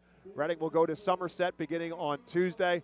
And Jake will have that thing up, have that interview up on our social media platforms. If you get a chance to look at it, watch it, please do so. Baron Radcliffe's a great guy, and it's a pretty interesting story. Again, he was with this team at the beginning of the season. We thought we were going to have a great year with Baron Radcliffe playing here in this ballpark with that Redner's Event Center to shoot for with that big left-handed bat of his. And unfortunately, the shoulder injury in the middle of April cost him 2 months, but he's back. Said he's 100% healthy, really looking forward to playing, and still has, in his mind, a lot of season left to play for. And so he is back and ready to go. He had the night off tonight, so that's why we were able to have him on the pregame show. So we had that interview with him, and we thank him for giving us the time tonight and spending that time with us for our pregame show. So again, tomorrow night we'll have it for you on Facebook Live at 5:45 is our scheduled time with the manager, Al Padrique, and then on our pregame show on the Reading Phils radio network at 6:30 with first pitch here at FirstEnergy Stadium at 6:45. Tomorrow night at the ballpark, lots of things to bring your family and friends to the ballpark for. First of all, good baseball night and a big baseball town. Baseball game here at FirstEnergy Stadium. Matchup tomorrow night, fit for the Phils. It'll be David Parkinson, the left-hander, against right-handed pitcher Mason Black for the Flying Squirrels.